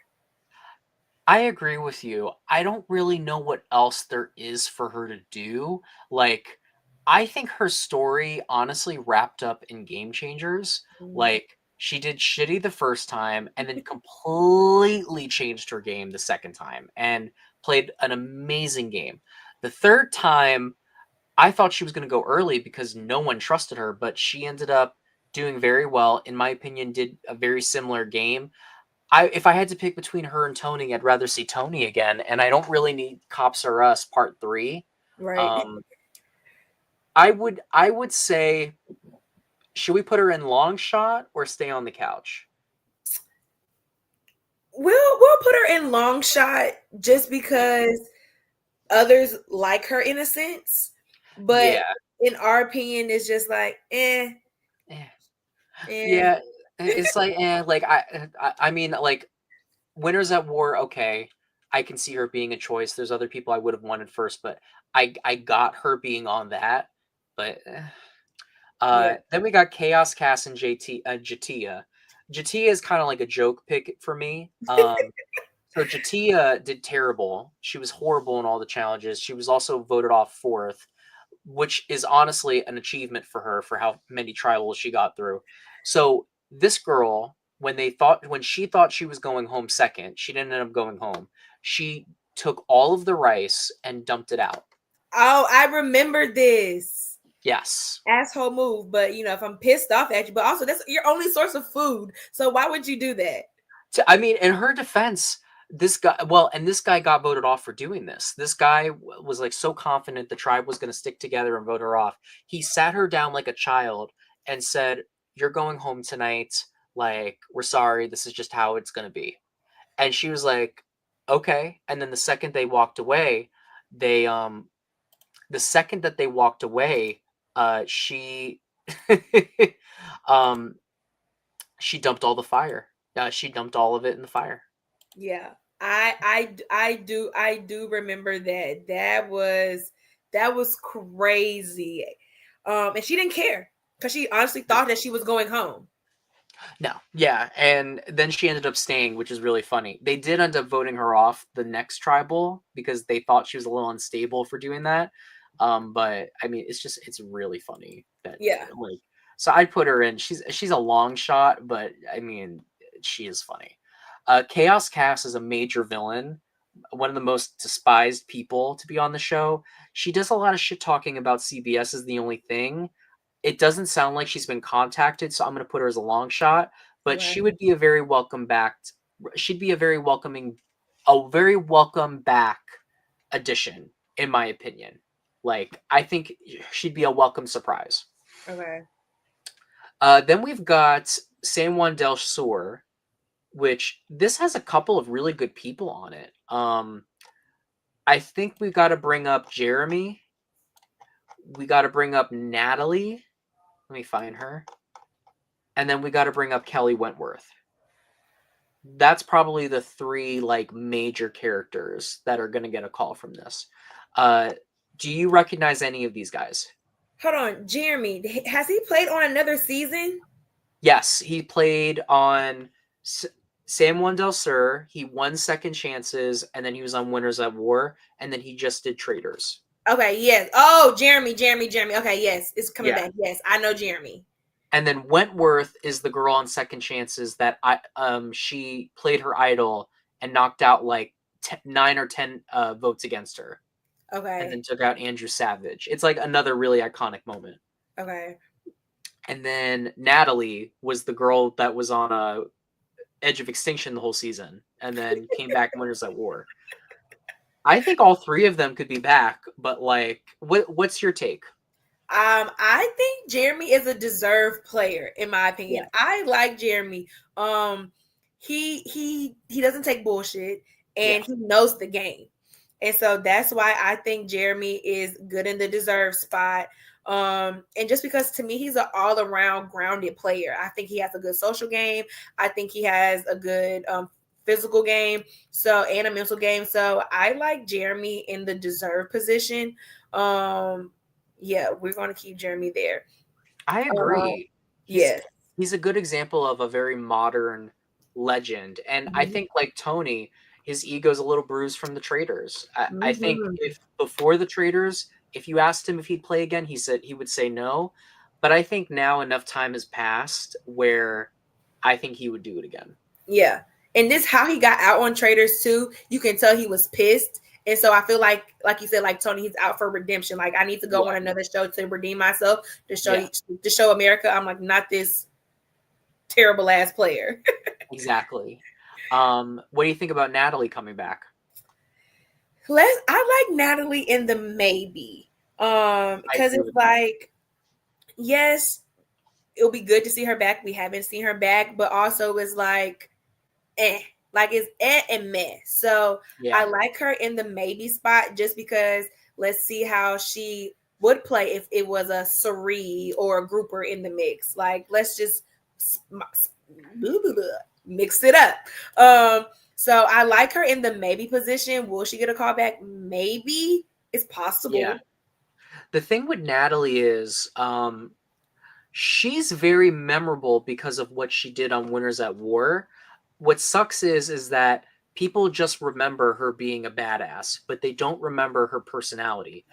Her win on San Juan del Sur is like one of my favorite wins Okay. She did a lot of so her twin was voted off first, Mhm. like and this was Blood versus Water. So she had and they had never been apart their entire life. So Mm. this was a huge thing. She also did Amazing Race, where she was known as a villain on that. So she had a target on her back. So what Mm. she did was when her tribe got to the merge, all of the boys linked up and some of her tribe flipped, but she was able to flip all the girls. So they just started knocking off. So all the girls in John, they started knocking all the guys off. And then towards the end of the game, Natalie saw that basically the mom and daughter and the girlfriend and boyfriend were running things and probably going to win. So she stuck herself in the middle and did little things to manipulate it. Like at top 7, they did a split vote between old dude Keith and this like kid Alec that was in Jacqueline's back pocket. She was supposed to vote for Keith, but she switches her vote to Alec. So Alec goes home. And then she acts like it was an accident and she didn't mean to do it. And that things just weren't communicated the right way. They believe her and she gets in no trouble. Then at top 6, she's been wanting to get rid of John the whole time because John flipped and took out Jeremy, who was like her best person. So at top 6, John has an idol in his pocket, and she convinces the mother daughter to flip and to take him out with an idol in his pocket. Final 5, she has an idol in her hand, and the mother daughter, she knows she has to split them up because at final 4, if Keith wins the immunity for the 4th time, by default they have to vote for her. So Right. she wants one of them gone. So she makes a deal with Jacqueline, who's supposed to go home, and she flips again. She plays the idol on Jacqueline and knocks out Baylor in complete Mm. shock. And then she gets to the end and then she gets to the final 3 and she wins like whole-handedly. Like it was like I don't think I had ever seen a winner do so many pinpoint moves back to Mhm. back to back in the end game the way that she did. Like I can't even think of a recent winner that has done things and they were the sole reason why the move happened. Right. She did that. But then Winners of War, we didn't see any of that because she was voted off first for Yeah. being friends with Jeremy.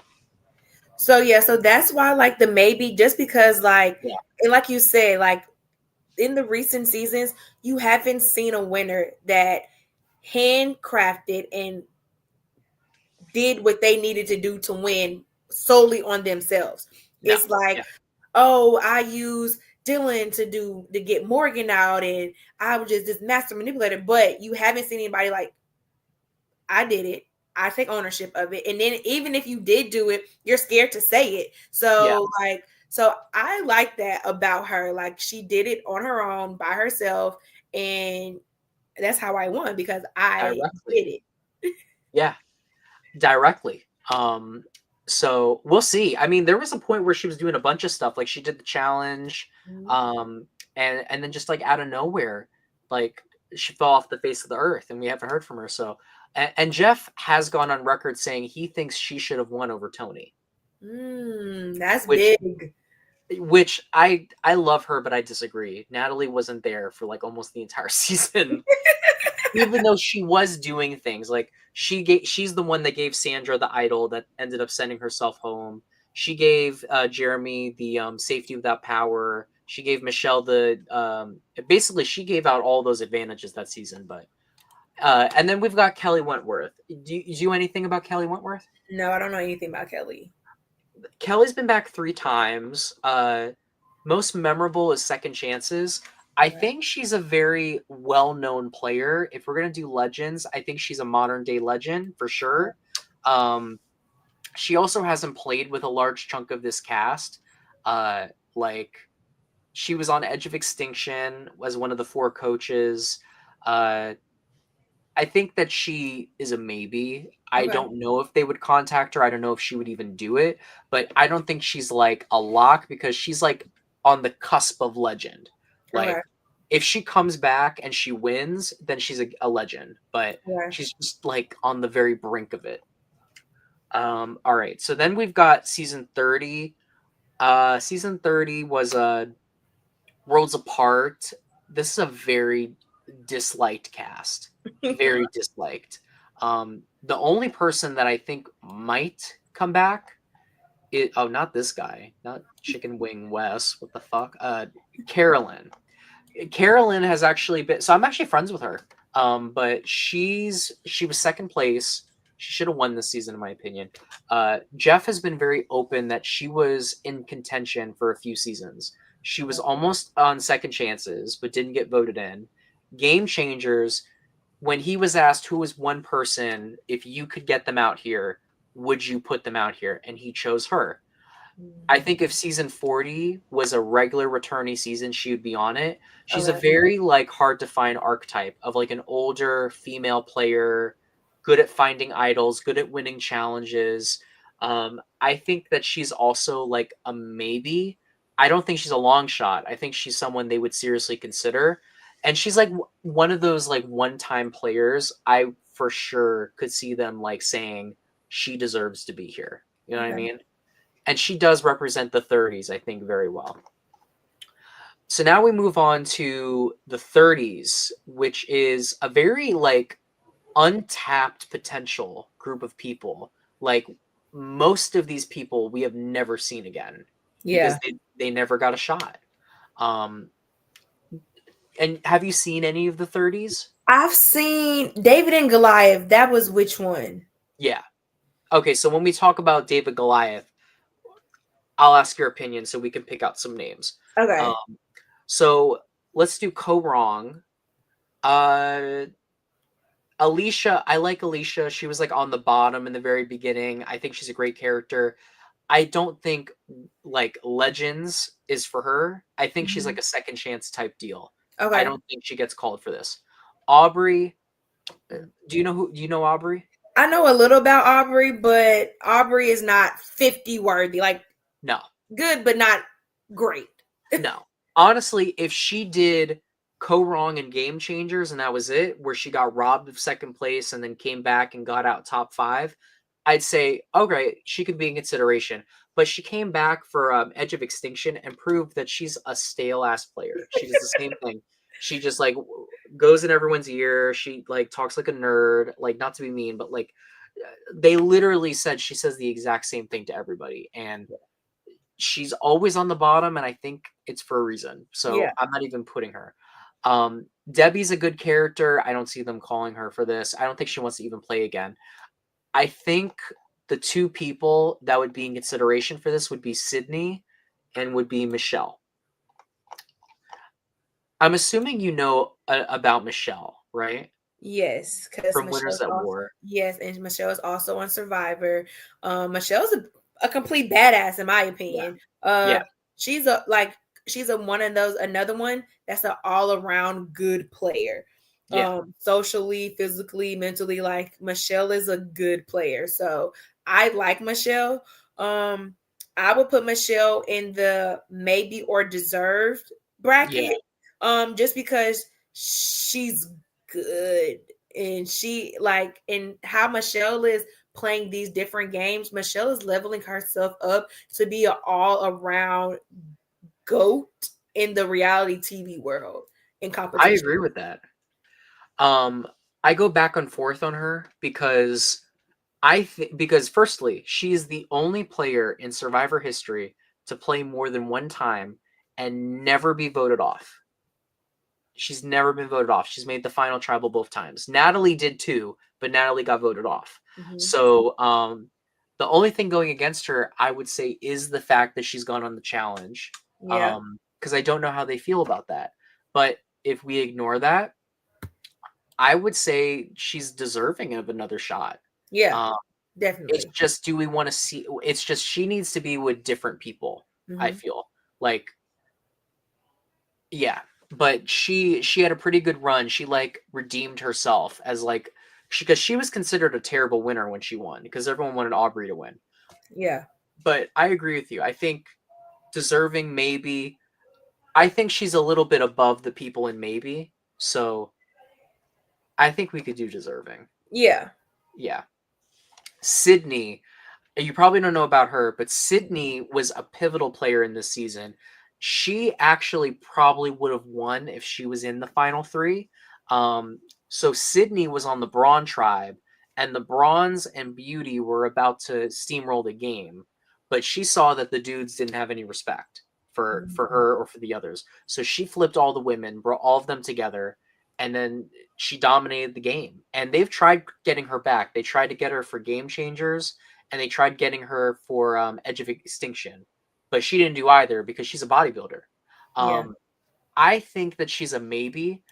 Like Carolyn, I think she's one of those relatively recent. I mean, it's been 10 years, I think, since she's played at this point, but she's like a relatively recent one-time player that I think they really want to see back. And I'd be really interested to see how she is now, all these years later. She's a very good example of why we need returning player seasons Mhm. and someone we haven't seen in a while. Um, so yeah. Um, then we've got Millennial Gen X, which is another controversial season. I know that some people really love the season, some people really hate this season. I actually don't see anyone that I think is coming back. Zeke, no. No. Uh, Sunday passed away actually. Mm. Very sad from cancer. David Wright, I think Edge of Extinction was the last time we were seeing him. I mean, he did the same shit on that game. Adam Klein, they hate Adam Klein now. Did you hear about that? No. So Adam Klein started his own casting company where he gives advice to people on how to get on the show. And he has claimed that he has gotten on a couple people on Survivor, like Caleb from 45, Okay. Brandon Donlin from 45. There was a couple other names. I don't remember them off the top of my head, but he's claimed to have gotten quite a few people on by basically spilling what you need to say in an audition tape and what happens in, the interviews. So Jeff openly does not like him. So I don't think he's coming back, even though I think if he had not done that, I think he would have been a shot. I would say Michaela, there is a shot. Have you seen her on the challenge? Yes, and is that Josh down there? I don't know. I think I'm but it's not Josh. Josh, you mean Jay? Jay, yes. So I'll bring Jay up too. If Jay, see the thing with Jay is Jay was very memorable on this season, but I never see anyone talking about him now. Yeah. Um, even though he was really memorable on this specific season. So I don't know if they would call him for 50. I'd put him in the long shot. The thing Okay. with Michaela is Michaela was memorable on Millennial Gen X, and then when she did Game Changers, she was even more memorable. I think the only problem with her is she's filming the challenge right now, Mm-hmm. and she's still in it. Yeah. So I don't know if that disqualifies her. They're not filming yet, but I would imagine maybe not, but I But don't know. I do like Michaela. Michaela is a hardcore player too. Yeah. She is also a very good woman player. Like when we think Yes. about men and women of Survivor, she's a good a good overall player. So I can see like even like if she wasn't filming the challenge, yes, she is definitely in the maybe bracket. Yeah. If she, in currently because are you watching looking at the spoilers for the challenge Yeah, I too? am. She's still in it. Yeah, she's still in it. She's So looking like she's gonna win. yeah. Yeah. So just because she might be competing and winning the challenge, we'll put her in the long shot. But if she Yeah. wasn't, she's definitely in the maybe. Definitely. Oh yeah. I mean, honestly, if she wasn't doing the challenge or she didn't have a history with the challenge, I would dare to say she's a very strong contender to be back Yeah. because they love her. I mean, they brought her back immediately after her first season, and she's a good example of someone that is supposed to be a three-time player. You know what I Yeah. mean? Um, so then we've got Healers and Hustler. This is a very disliked season. I don't see Ben coming back. Ben basically quit on Winners at War. And then Yeah. didn't he quit on the challenge? Yeah. So No. listen, TJ doesn't like quitters. Jeff doesn't like quitters. No. So you're not coming back once you quit. So Jeff loves Ben, but it's like at this point I don't see Ben coming back, and I really hope he doesn't come back. The only person from this cast, I will say I think Devin deserves another shot. He was the first person to get robbed by forced fire making back when they didn't even know that that was happening. Um, but I would say the one option from this list is Chrissy. So Chrissy was a mom who had been applying to be on the show since the first season, and she finally gets on season 35. The very first challenge, she throws up in the middle of it, and everyone thinks she's going home.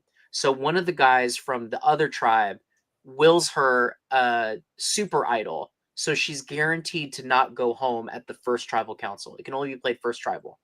She goes to tribal council and she doesn't get voted off. So she uses it as a fake idol later on in the game. But she plays a dominant game.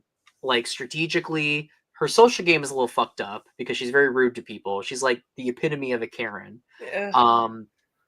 But then she goes on an immunity streak. She wins like 4 immunities.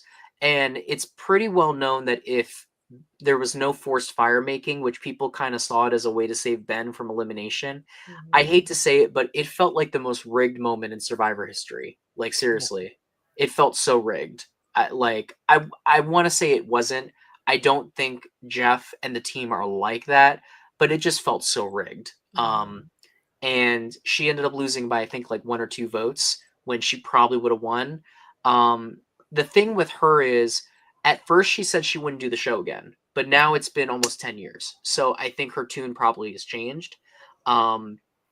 She's very well known, but I don't see people clamoring for her. Okay. I don't think she's on the level of like a legendary figure like the ones up here, because we've only seen her one time. But if we're going to talk about one-time players, again, I think she's in that category of a maybe. Okay. And I would really like to put Devin on here too, but I just don't think there's a lot of desire for him. You know, I never see him get talked about at all.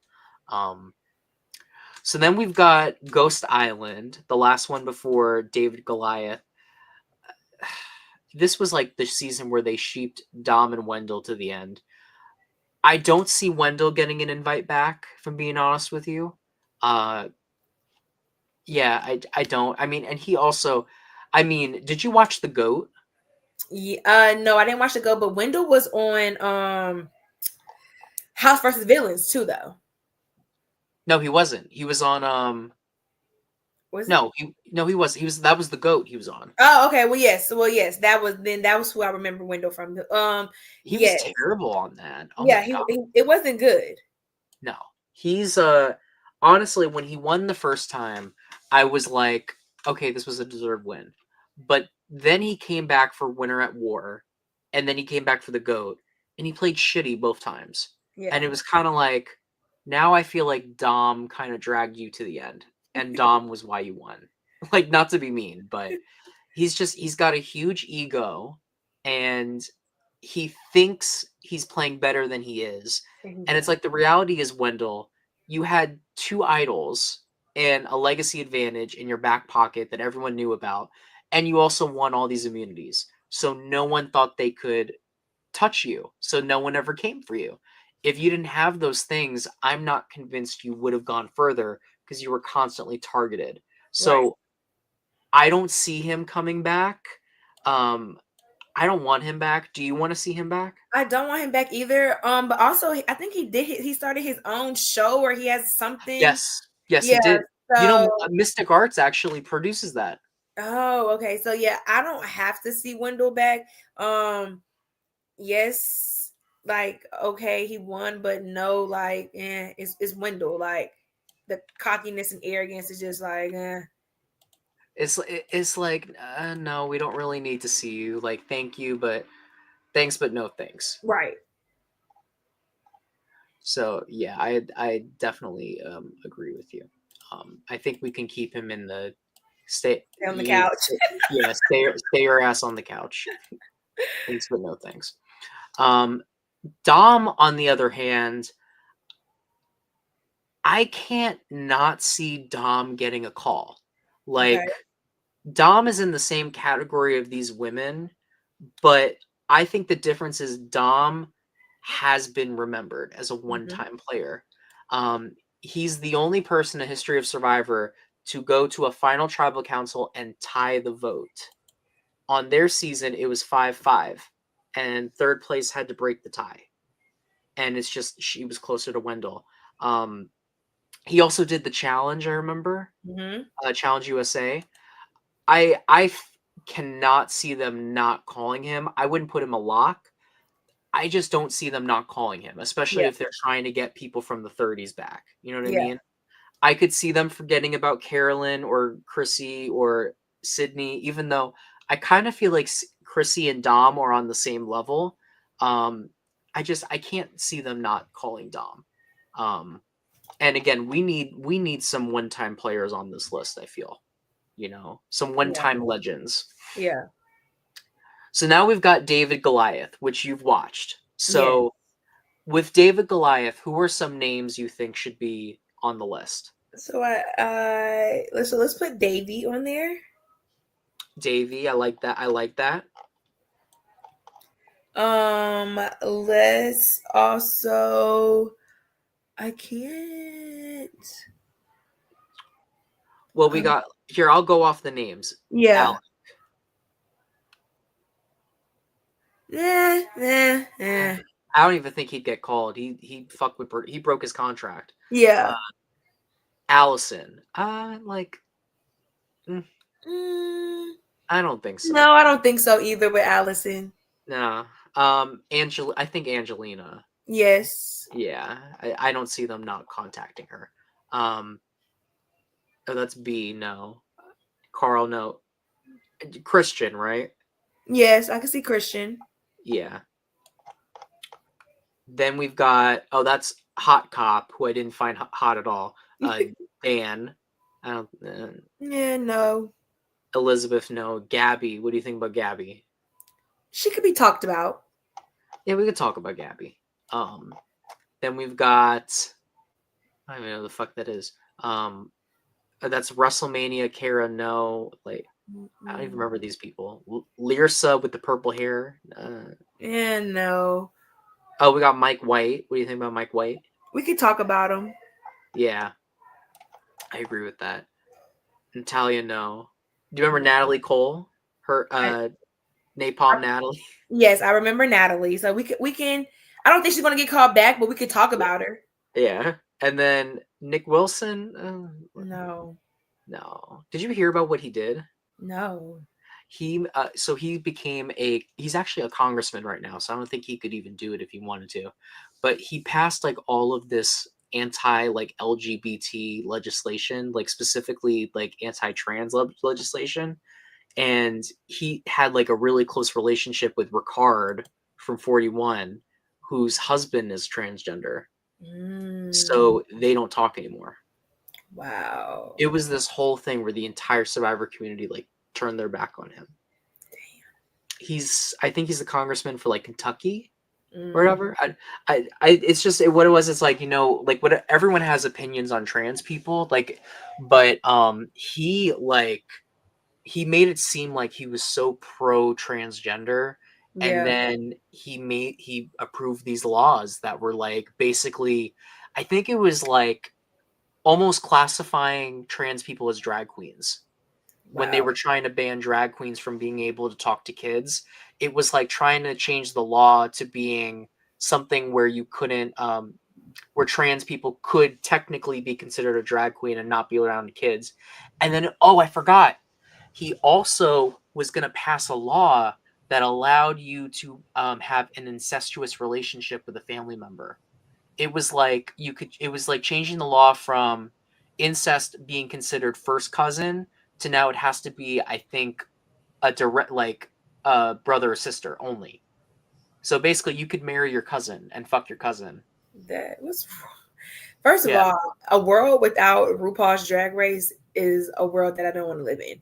So, so for him to even just try to, I don't know. I don't understand people's obsession with the LGBTQ plus community. Like, I just don't understand their exception. Like, if it doesn't bother you, why are you so involved in it? Exactly. And so, yeah, we don't have to talk about him.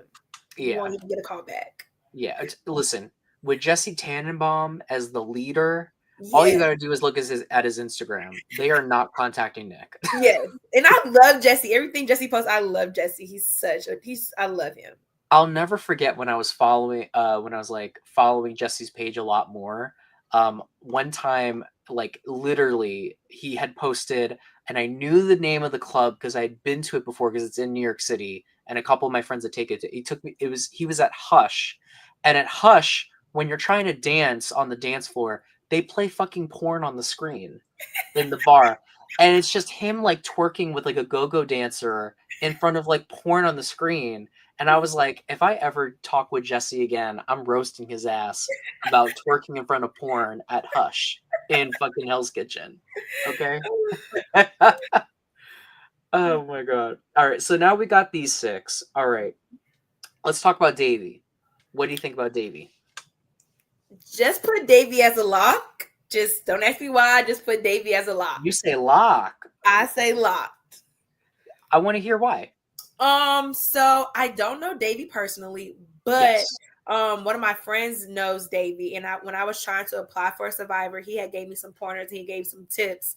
So I just think that just by him helping me try to get on Survivor, just show that he was super nice, even though I knew who he was through my friends at that point. But when I was like, oh shit, that's Davey from Survivor, when I look back at it again, he's genuine. So I want to say that, but also the game that he played. And I also liked his audition video, because I went back in when I was trying to do my video, I went back and looked at him. Mind you, I wouldn't eat dog shit. That's blows my mind. Oh my God. Yeah, I wouldn't do, well, no, it was dog food. I wouldn't eat dog food because that is wild to me. But he's one of those memorable players that plays the game. And so I like him for that. I agree with you. My pitch for why I would say he's in deserved, not locked, is only because I think he should be on the cast. I think the only thing going against him is the 2 people next to him, Christian and Angelina, because those 2 are like, he's very popular. I would say he's number 3. I think Angelina and Christian are talked about the most. Okay. And I remember when Jeff was talking about who he'd bring back, he said he would do, for girls, he'd do Angelina, for boys, he'd do Christian. Okay. So I think that he's in the deserving category, like he should be called.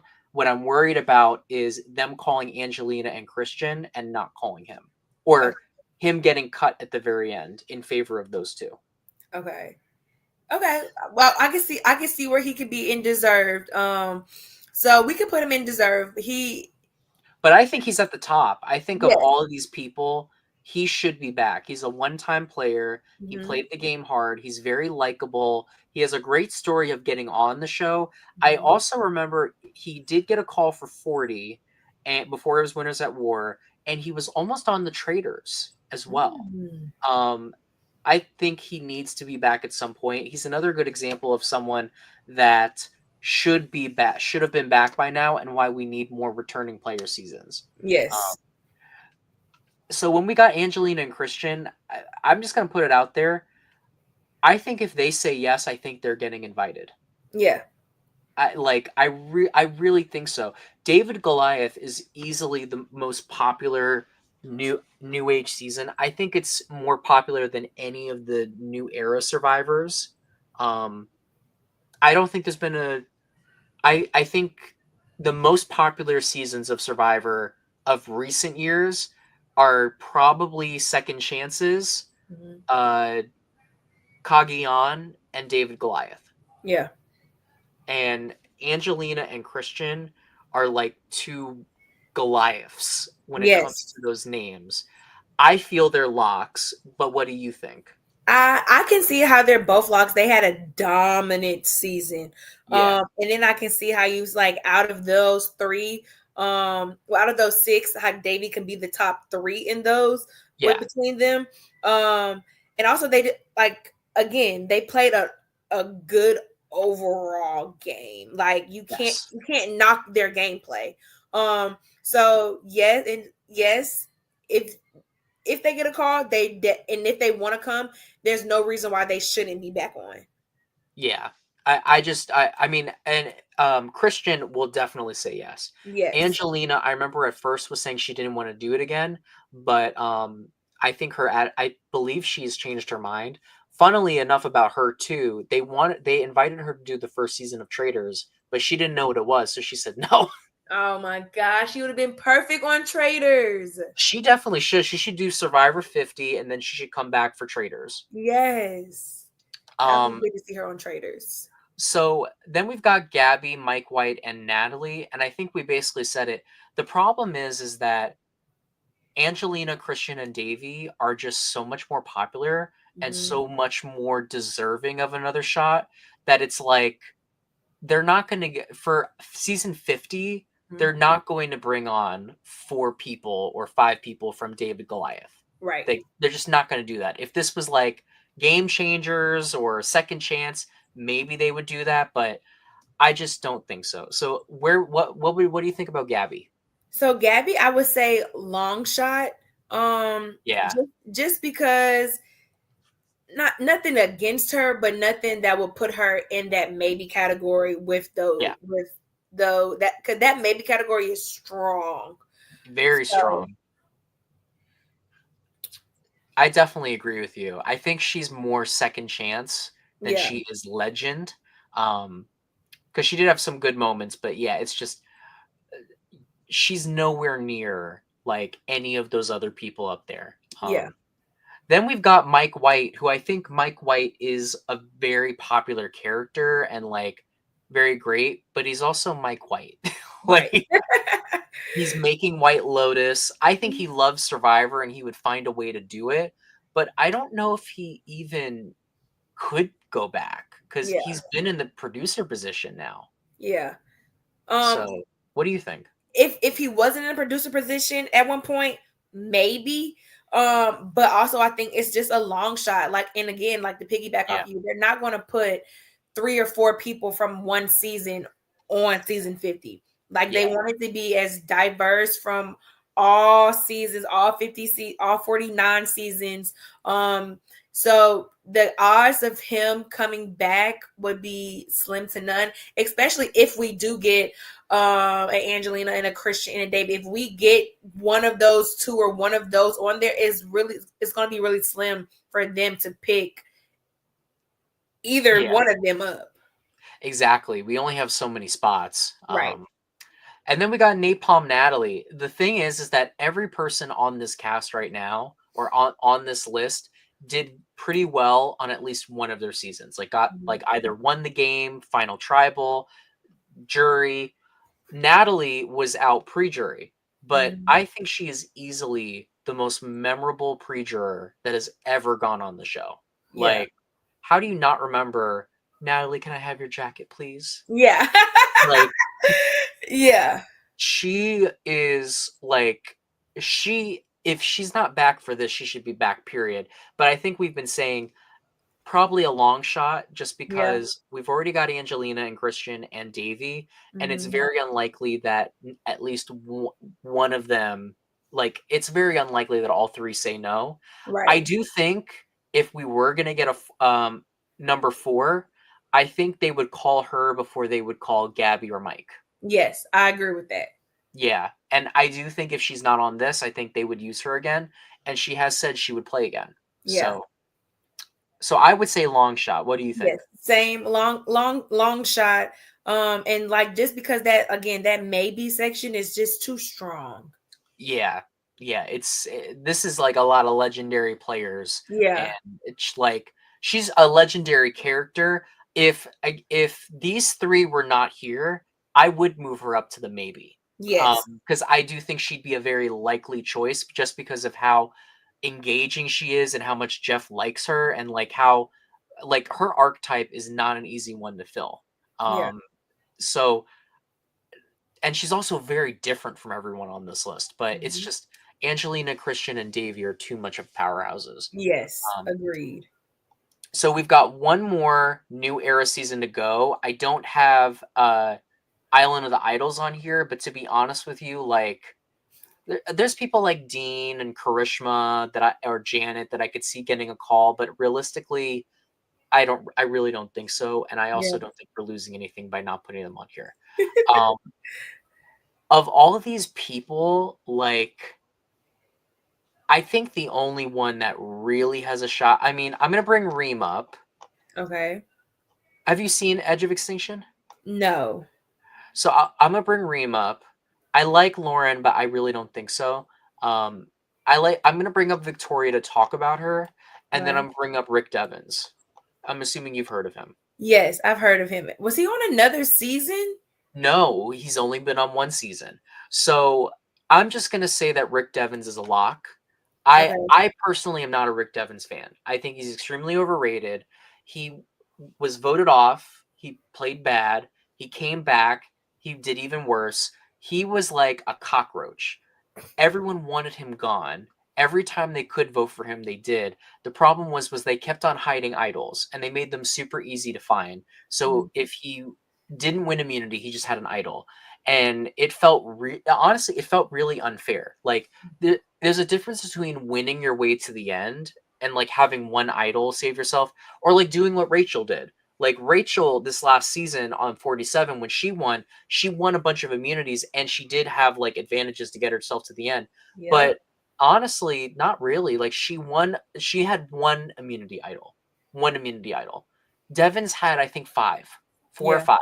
It was like ridiculous. It's like, okay, here you go. Like we fucking can't get rid of you. I don't find that to be fair. Like one of my only problems with New Survivor, the biggest thing I have against fire making is that there's no point in the competition where you can just vote someone off. I Right. think there should be at least one round where if you don't win the challenge, you have to rely on your social game. Yeah. But there's nothing like that. And funnily enough, the fire making challenge was designed to save players like Rick Devens, but he lost. Mm. But Jeff loves him. He's also very popular. There's no way, and he's also a one-time player and a very new player. There's no way he doesn't get introduced. Okay. Um, with Reem and Victoria, I'm gonna put them both as long shots. Reem was first out, but she stayed on Edge of Extinction the whole way, and she was like the narrator, so she's very popular. And Okay. then Victoria was dominating the season, and fans recognized it, but the show showed her very little. She was barely shown on the show. Okay. Um, so I think this looks pretty good. It's solid. It's a very solid list of people. Yeah, like we've got 9 people that are seemingly locked. Then Hmm. we've got 12 that are like on the on like should be on the cast. And then we've got like a decent amount that are maybes. And then we've got like some alternates.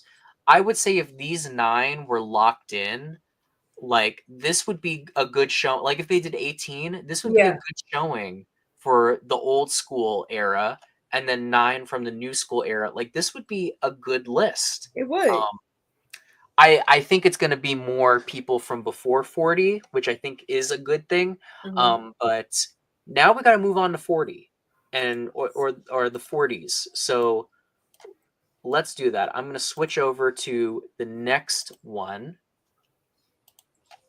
and we will get this tier all finished up. So we've got significantly less people. Yep. Um, we have season 41 all the way to season 47. We don't have season 48.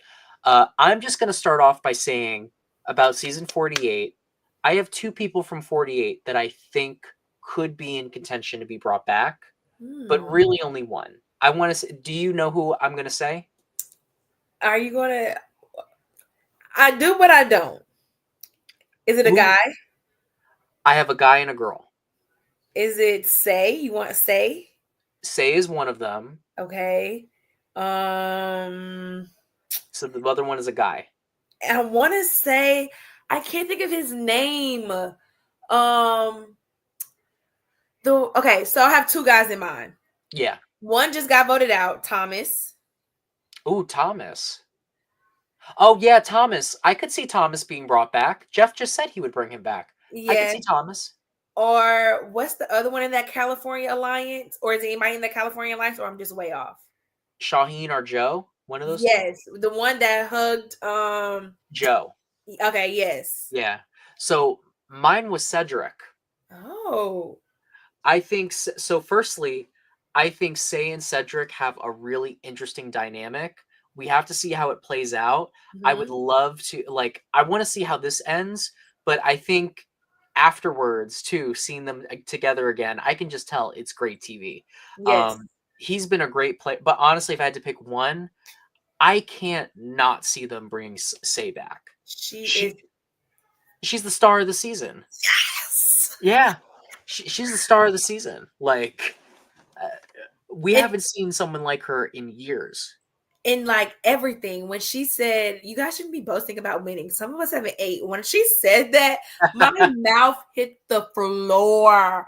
I was like, she is putting a target on her back, and she does not care. He doesn't give a shit. And to be real with you, I felt this in Beast, that people appreciate honesty. Mm-hmm. They do. Like, everyone may not like it. Like, I think one thing that helped me on Beast was the fact that I said things that everyone was thinking. Mm-hmm. I never like picked fights with people. Well, I picked like one or two, but I never like I didn't like go out of my way for fights. But like when I was talking with people, I always spoke very candidly, even if it wasn't what everyone wanted to hear. Mm-hmm. And I think people really appreciated that about the way I played. And hell, there was other people that played that way too. I mean, Yeah. Queen got really far doing that. Mia got far doing that.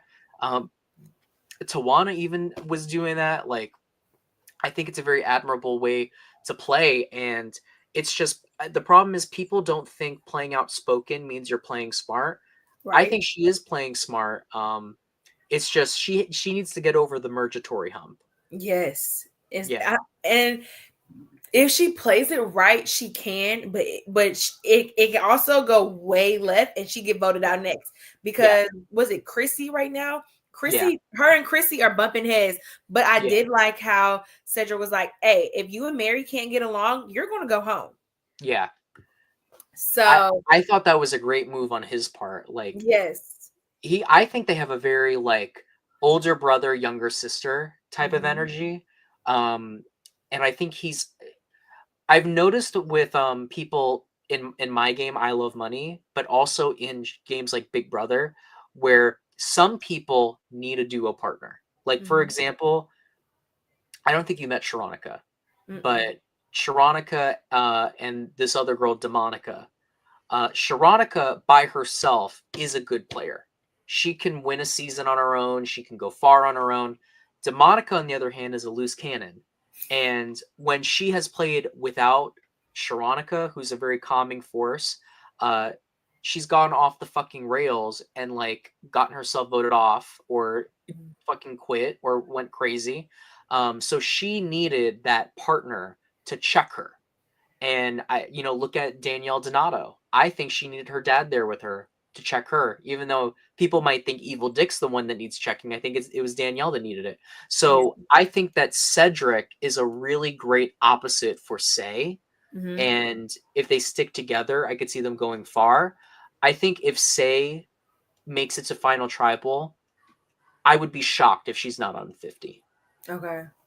I like Say. She's feisty. When she was running after Mary, looking for that idol, I said, this girl is a straight lunatic. But it brought great TV, though. Yes. Great TV. She is the player that everyone wants to be when they go on the show. Yes. But she actually does it. And she's the cat with 9 lives. Yes. So I would say she's a lock if she was on this list, but she was not on this list when they made it. So, but I'm glad we're thinking the same way. I do like the people you said, though. I think Thomas will definitely be back at some point if they do more returning player games. And depending on how the season ends with Joe, I could see Joe being back, as well as, is her name Eva? The autism girl? Yeah. I think she's got a shot too. So let's dive into the new era. So is there any standouts from 41? We've got Abraham, no. Brad, no. Danny, and maybe, but also Danny has also went to the challenge too. So yeah, I don't know. I'm going to. He also has faced off against production. I mean, to be honest with you, for 50, I don't think we need to see him for 50. Yeah. You know what I mean? Yeah, I'm gonna put him there. I'm just gonna put the irrelevant. I'm not even gonna say don't remember them. I'm just gonna put them as irrelevant because Okay. I do remember these guys, and I think you Yeah. remember them, but it's just like stop. Yeah. What do you think about Deshaun? I want to say stay on the couch, but a part of me also wants to say irrelevant. Ooh, But I would rather him stay on the couch. I agree with that. I think Deshaun is someone that could get a feeler, Hmm. uh, but I think he needs to stay home. Yeah.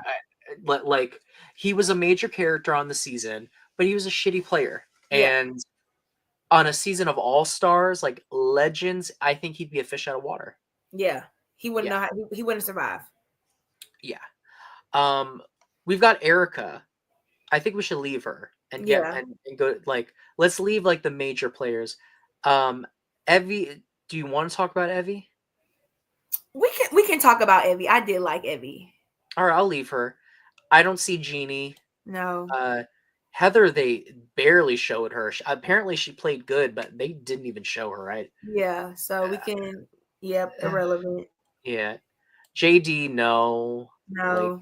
no, not for this. Liana, I liked Liana, but like, I don't Not know. for 50 though. That we could in give You her want to a leave fair her? shot. We could put her in long shot. You know what? Yeah, because you know what? She was a good character. I don't know Hmm. if they would choose her for this. I think they'd be more likely to choose something else. But I could see her being like a Kelly Wentworth pick, where it's like, oh, her? Okay, Yeah. you know. Um, Nasir, what do Mm-mm. you think? Uh, yeah, Stay on the couch. yeah, I agree with Mm. that. Ricard could be. It could be. I'm gonna He's be worth real. mentioning. He's worth mentioning. I'm gonna be real. I don't like him, but Wow. we're gonna talk about that. Sarah, no. Okay. Shan, we're gonna Yeah. talk about No. Shan. Sydney is Yes. filming the challenge right now. Oh, I did see that on the because this season of the challenge is something. Okay. So I we could don't put her as say again. no, we could put her as stay on the couch because we know she's Yeah, not gonna yeah. I mean, she's not 50 worthy anyway. Like right. Michaela and Dee, I would say are both 50 worthy. She's not. Yes. But she's also doing the challenge. So Tiffany, I'm gonna leave her here because I do know some things about her. Um, Okay. I don't even remember this mother. What was his name? Irrelevant. Yeah, irrelevant. I don't even remember his fucking name. And then Xander. I would say these six probably are the best shot. I don't see all of them getting picked. Um, let's get Tiffany out of the way. So Tiffany, I know, is very liked by the casting team. She has a good connection with them. She stayed in contact with them. Um, I was connected to her. Well, I really can't say anything else, but she is in good graces with them. Okay. And she was very liked on her season. I don't know if 50 would necessarily be when they call her. I do think they would call her in the future. I would put her as a long shot. What do you Okay. think? I like her as a long shot as well. But she was a good player. Yeah. I think if she had gone deeper in the game, it'd be a different story, but Yeah. she didn't. What do you think about Evie?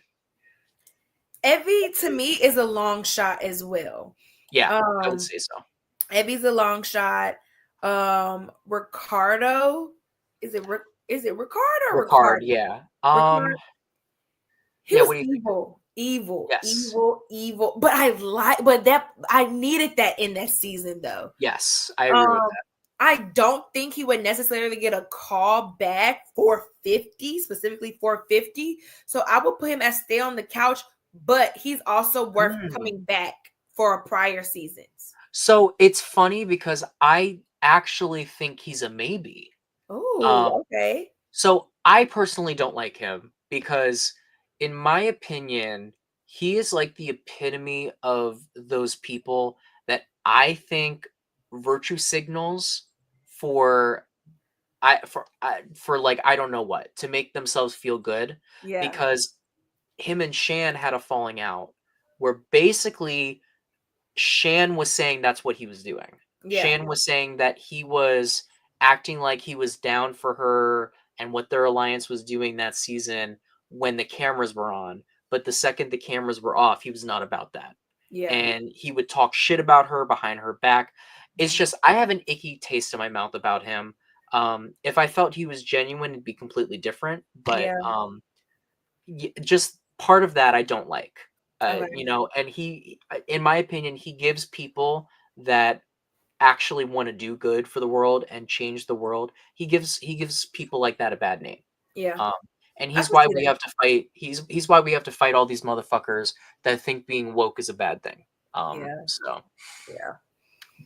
but that I'm not going to be biased. I still think CBS probably will call him. But Okay, we could put him as maybe. I like your points are valid, so we could put him as maybe.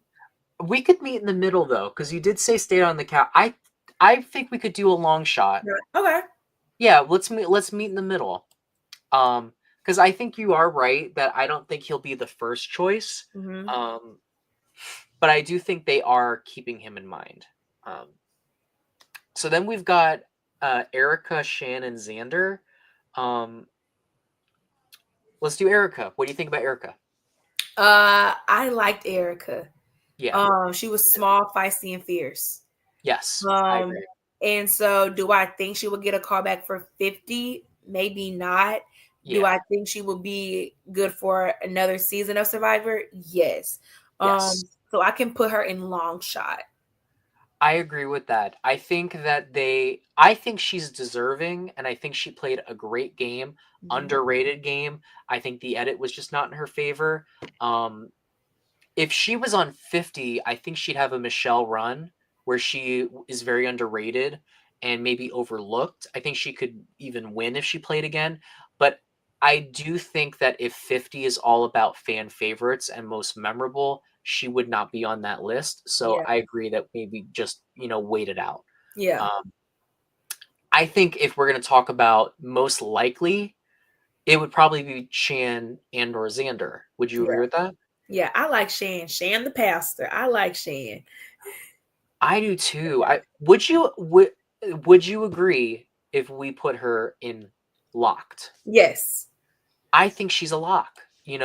Right now they're saying that there's only 3 new era people that are going to be on the next season, which is shocking to me.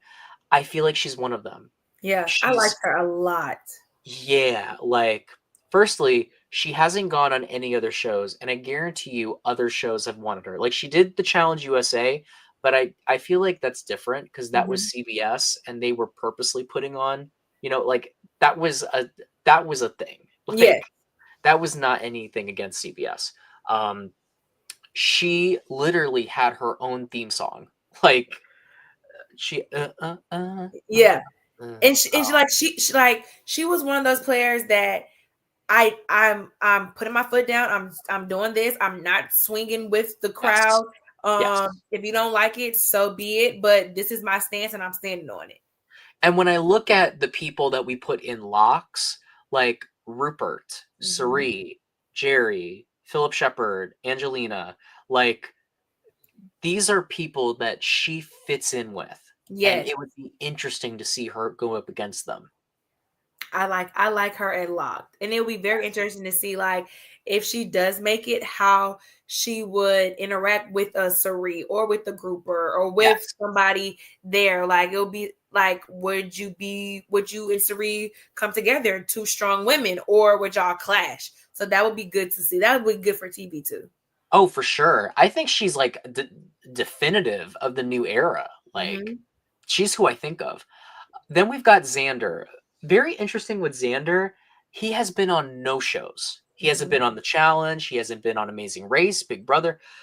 And what's crazy is I feel like Xander would be like a lock for either of those shows. Like he would be like I'm shocked that The Challenge has never called him. Yeah. He's super fit, super like attractive, super well liked. I think now I believe he's my age, so he might be a year younger than me. So he's probably 24, 25. So he's Okay. still very young. He made it all the way to the end. Like, he was such a big character. He never was going to win. People, and I remember people were saying he deserved to win, but he didn't even get a vote because Yeah. his game was terrible. Apparently, um, part of me thinks that Jeff and because they've said that they really respect people that don't go on other shows.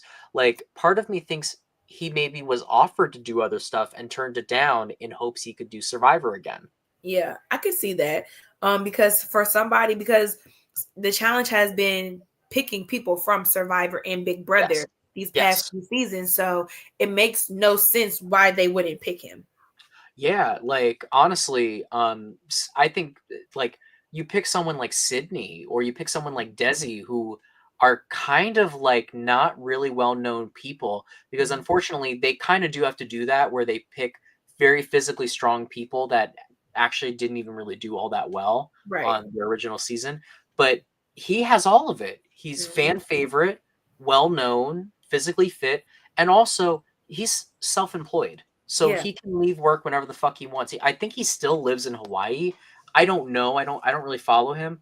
He's also friends with Takor from Big Brother, Ooh, okay. and he helped her get on, which I found so interesting. But I'm thinking He's I don't. deserved. You read my mind. I think deserved. I don't think he's a lock, and I don't think we'll die if he's not on the show. But I do think that he's in deserved. And another thing to think about too, if this cast is going very heavy on old school players, there's not going to be a lot of people under the age of 30 on this cast. Right. So you probably want to get at least one or two in there. You know what I mean? And he can be like Malcolm's little brother. Oh, that's funny. So now we've got 42, which I think 41 and 42 are very underrated seasons. I liked both of them. I liked 42 a little bit more than 41. I think there's a lot of people that could be on here. Let me just knock a couple of people out of this way real fast. Okay. Swathi, irrelevant. Right. Would you agree with me that Romeo's irrelevant? Very irrelevant. Yeah. Roxroy, no. Mariah, no. No. I don't even know how I remembered her name. Jenny, no. Dude who needed Mercury, no. That's all I remember about him. Daniel, no. Chanel did the challenge. Yeah, so she can stay on the couch. Exactly, stay on the couch. I don't think that they're calling her. Lydia, no. Zach Wurtenberger, like, he was almost on Amazing Race. For 50, I don't think they call him. No, not at all. He's a stay on the couch because I think he would come back in the future, but not for this. Yeah. Just because he's very well known in the community. So we've got these guys. We've got Tori, Omer, Mike, Marianne, Lindsay, Jonathan, Hi, and Drea. I think all of them have a shot at being called back.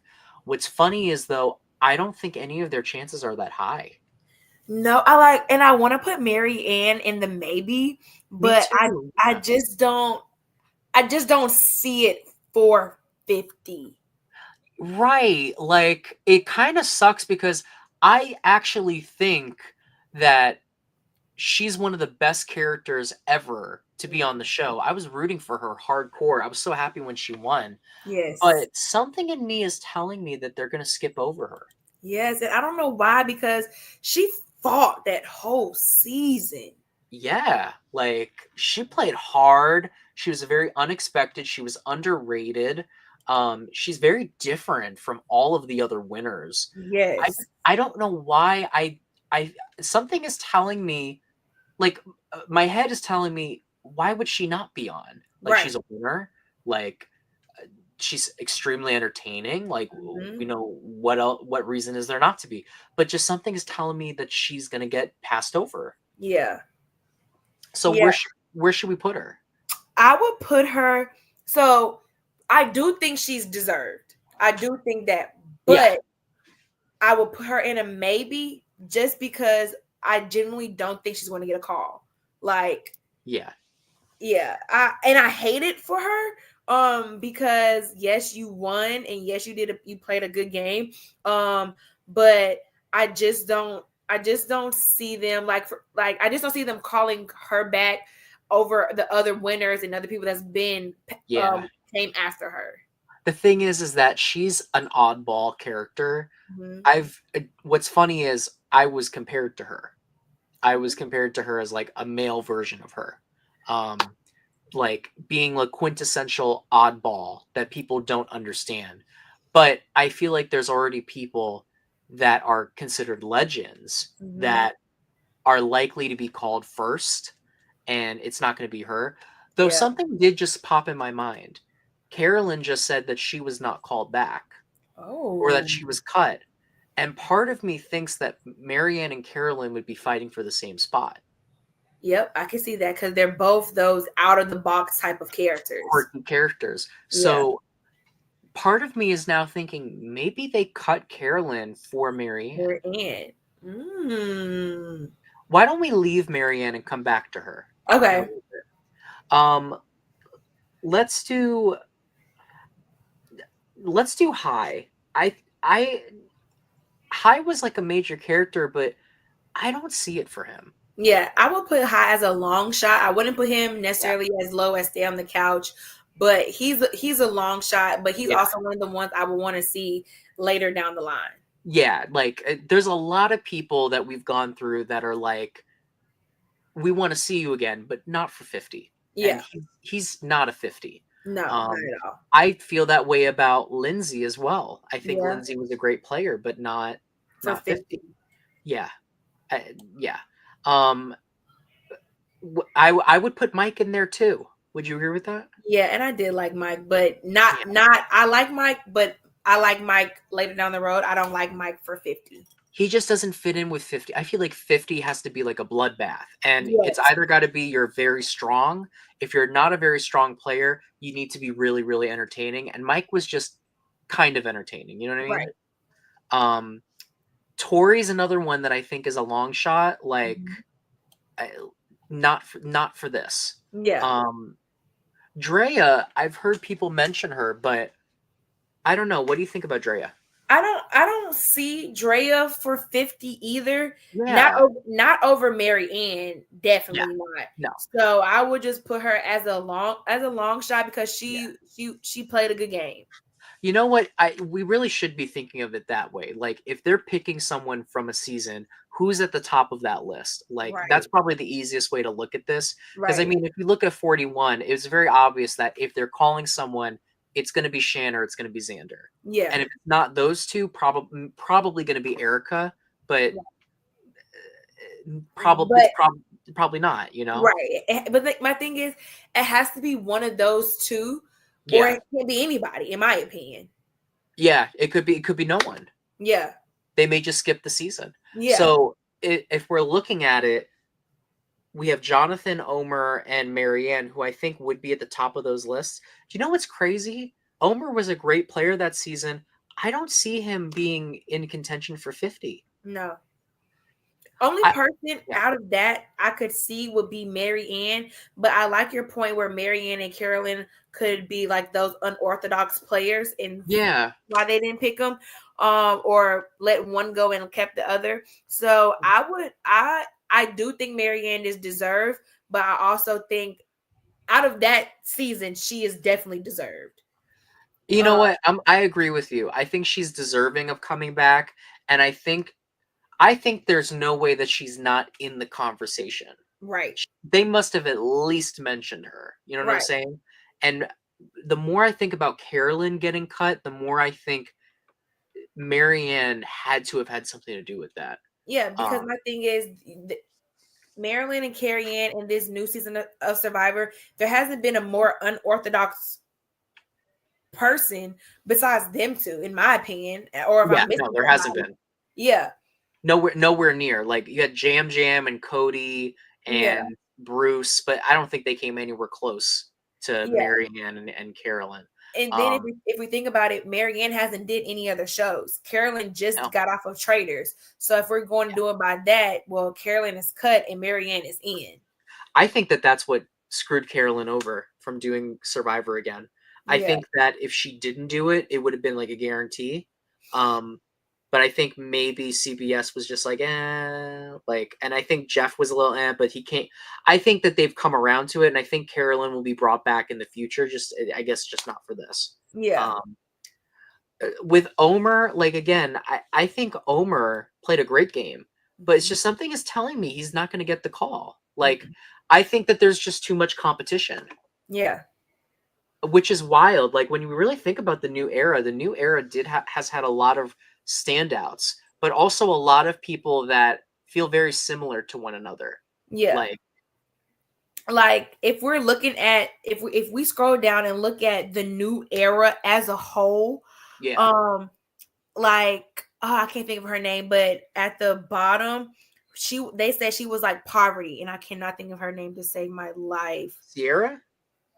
It was that her name at the if we're the and she has like the oranges, and she's next to what's his freaking name?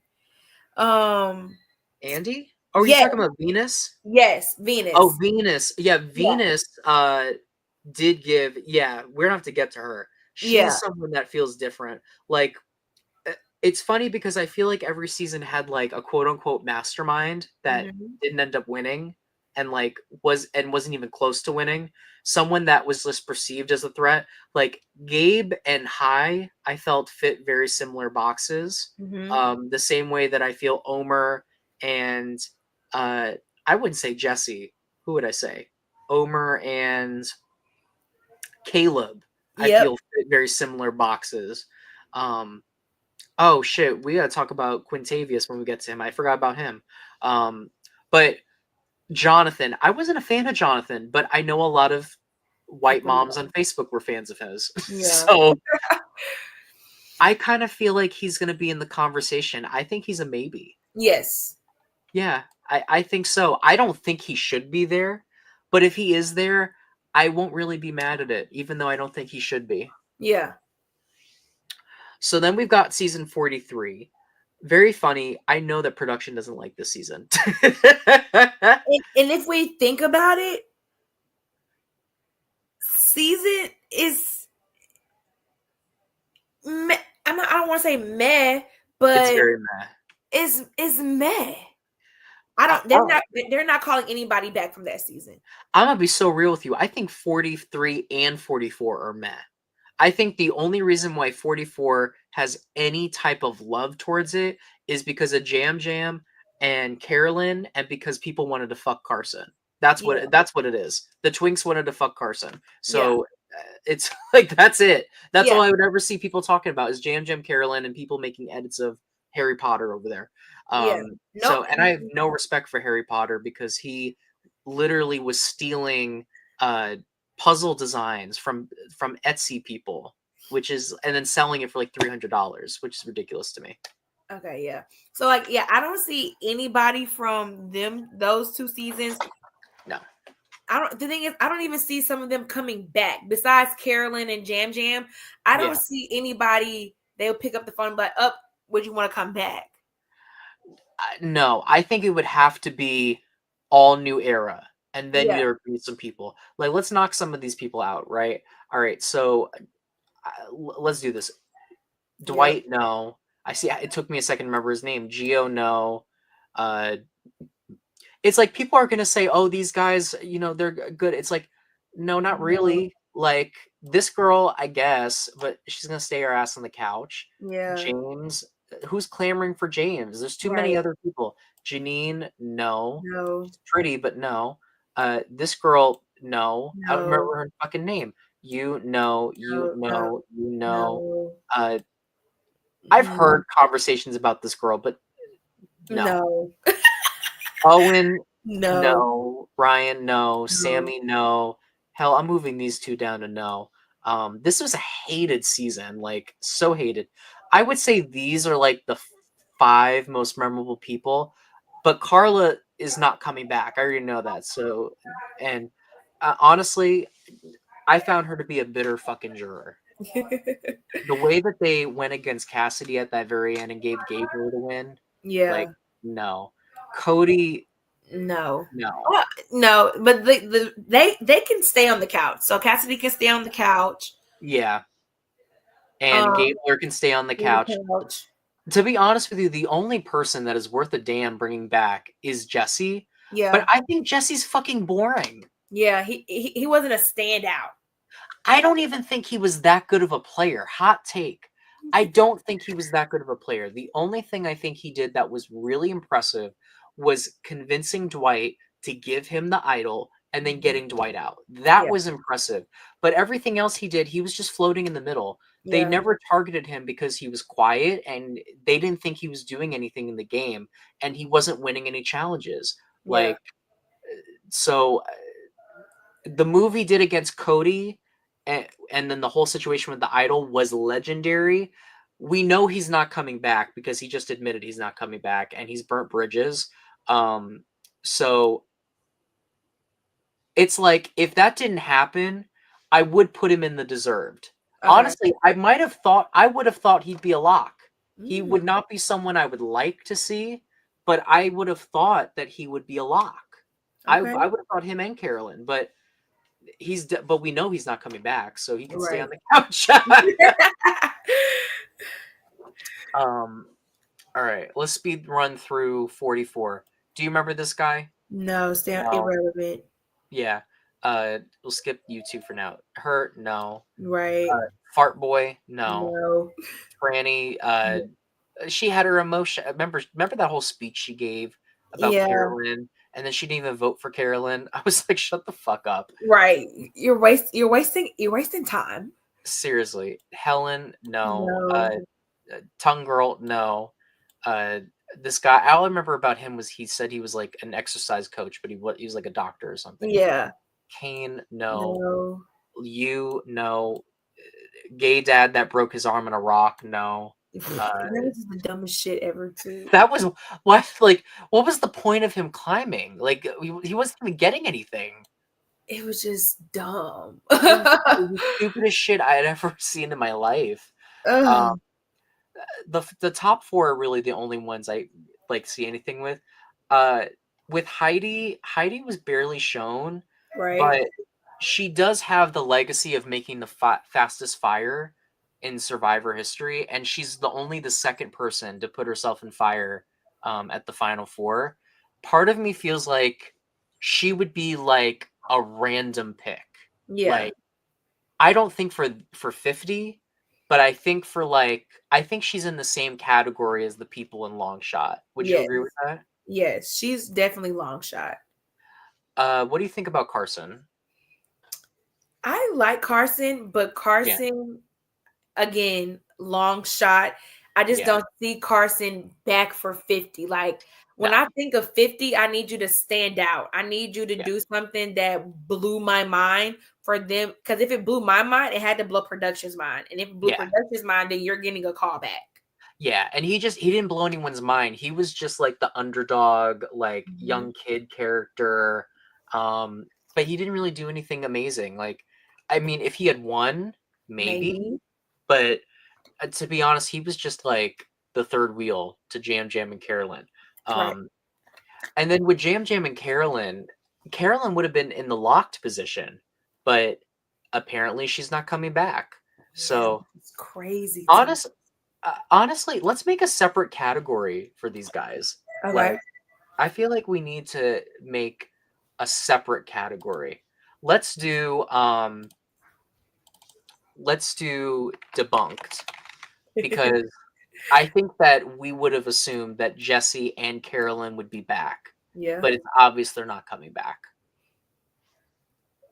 I want to know the reason behind it too, though. Like, if we ever got a chance to be like, "Hey, Carolyn, let's sit down. Like, why do you think you didn't come back, or what did they tell you why you didn't come back?" If I had to guess, from what I know, you don't learn anything about why you were dropped. You have to basically make an assumption. When you see the cast, you can get a pretty good idea of why you weren't there or who took your spot. All I know is you might hear something like, your puzzle piece just doesn't fit in this season. Yeah. That's all you get told. Yeah. So which is really unfortunate, but there's really never going to be an answer. I think the answer will be if we see Marianne's face on there. Yes. Yeah. Jam Jam, I think has a really big shot of being on. A 50 or just come back? I would say he has a shot of being on 50. Okay. I mean, he was a really big character. I don't think he's a fan favorite by any means in the long run of Survivor, but of the new era, like he won everyone over when he's in that trailer when he said poop in the ocean, bring it. I did like Jam Jam. I just liked his personality. I liked his character, Yeah, the character development that they gave him. He was overall a good player. I would put him in the maybe category. I Um, agree with you. yeah, just because it's maybe level because he to me he didn't do anything that blew my mind to put him in the deserved or locked. I also think that they are going to limit how many winners they bring back because they just did winners at war, Mhm. and I think they want to focus on people that have never won the game before Mhm. for this. I definitely think there's going to be some winners in there, like at Definitely. least one or two. But there was a rumor that I don't know how true it is. There was a rumor that no winners are coming back. Um, That'll be and interesting. when we look at who we've said is a lock, none of them have won the game before. Yeah, that's true. So Ooh, who let's knows? let's let's pick the one winner we think is going to come back. If who is one winner that you think has to come back? If you had to pick one winner, I like D. do you know what's crazy? I was gonna say the same thing. I like Yeah, her. yeah. She was damn near good. He is, in my opinion, the best player of the new era, and it's Yes. not even close. Uh, Yes. well, her season is next. Next. Um, the only problem with her is that she's not anymore. Did you see the spoiler? No. Oh, She it's just got eliminated. in the challenge, right? Yeah, let me be 100% certain, but I'm like damn sure that I saw D has been eliminated. Um, so there's a couple of things working for D and working against D. Okay. So okay, here it is. Yep, she's the most recently eliminated player. Um, so the things working for D is that D was kind of like the poster child of Survivor for a minute. She was doing Yep. ads for CBS. She Yep. was doing voiceovers. She did On Fire. Jeff has raved about how great a player she is. She is a winner, and she is like honestly, she already had. She reminds me so much of Kim Spradlin Mm-hmm. because Kim Spradlin did one season and everyone instantly said she was a winner because or not a winner. Everyone instantly said she was a legend. And I think D has had very similar treatment. Um, I think D put her in a ring with the likes of Rupert and Christian and Angelina and Sari. I think she holds her own. I do too. Or Tony. Like Yeah. she's smart enough to play with those people. Like when you think all star, I think D. Um, if she did not just do the challenge, I would say she's a lock. Yeah. But I don't know if I would say a lock. What do you think? So out of the new era in the new era winners, D is definitely a lock in my book. And if Yes. not a lock, she's definitely deserved. How she flipped on the boys, and then how Yes. she said, then she's like, no, I can't flip on him. The showman's like she did. It was everything because Yeah. that season felt like a Big Brother but Survivor because we don't see too many showmances on Survivor. No, we We don't. see a Yeah. few, but we don't see the one that they came out. And then she didn't want to knock him off, which Yeah. also made her a loyal player. Low So to a fault. yeah, D gets my vote as I would love to see her back and love to see how she goes against a Sari or a Tony or a group. How does she play with some top dogs? You know what? Let's be a little bold. and let's put her as a lock. Okay. Um, let's do it because I think if we didn't know about the challenge, we would have her as a lock. Right. So this is our message to CBS that we understand she did the challenge. Let her do Survivor 50 as well. I mean, you own Please. both. You own the challenge and you own um even though it's not on CBS, it's on Yeah. Paramount. So it's like let her do both. Yeah, just let her do both. She and yeah. They're taking Survivor and Big Brother players anyway. So let's all collaborate. Let's all just In be my one big happy in family. in my opinion, get her on now before she goes somewhere else. Yeah. Like the second her contract is up, which I guess it is now, like she's going to be invited to other things. She's going to get invited to Traders. She's going to get invited to Deal or No Deal Island. She's going to get invited to I now there's a bunch of other ones that are popping up too. Like use your talent while you still can. Right. And she's not someone you can bring back for a regular returning player season. She has No. to be on a big season like this. Yes. So, let's knock some of the irrelevance out the way. Brandon took my fucking spot. Donlin, goodbye. Brando, no. Bruce, do we need Bruce again? No, we don't need Bruce again. Let's sit his ass on the couch. Drew. I like Drew as a stay on the couch. Yeah. For this season. Yeah. I like Andy as a stay on the couch. Ooh, you want to jump to 47? No, I'm sorry. Oh, well, let's knock out Quitter Hannah. Yeah, because why did you even waste our time on that first episode? That blew me. Seriously. Like, and you could have had somebody else come on that spot. Like, I hate that. I know. And then you got Quitter Sean. Yeah. Sifu from I know we did Beast Games with Sifu, but he's not coming back. Yeah.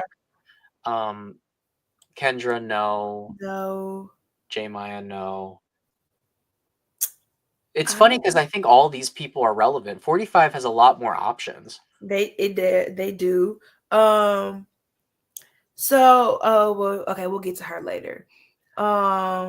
Let's I guess we can go in order. What do you think of Austin? What's his chances? Austin, I would say Austin as a stay on. A part of me wants to say Austin. Okay, so I'm torn. Austin could be a long shot or a stay on the couch. Well, let's put Austin as a long shot because we do want to see him in another season. I think for another season, he's a definite.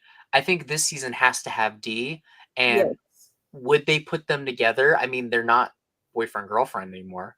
I think Austin dated or is dating Jeff Probst's daughter. Wow. I think so. That's the reason you should be back on the show. Could you imagine? Emily Flippin has said she's not playing again, but who knows? I do think she's one of like the bigger characters on this season. I don't know. Part of me is like, I don't really need her though. No, she can stay on the couch. Yeah, I think that Emily is like a good one and done type of character. You know what I mean? Like she was great, but it's like I don't really think there's anything else to do with her.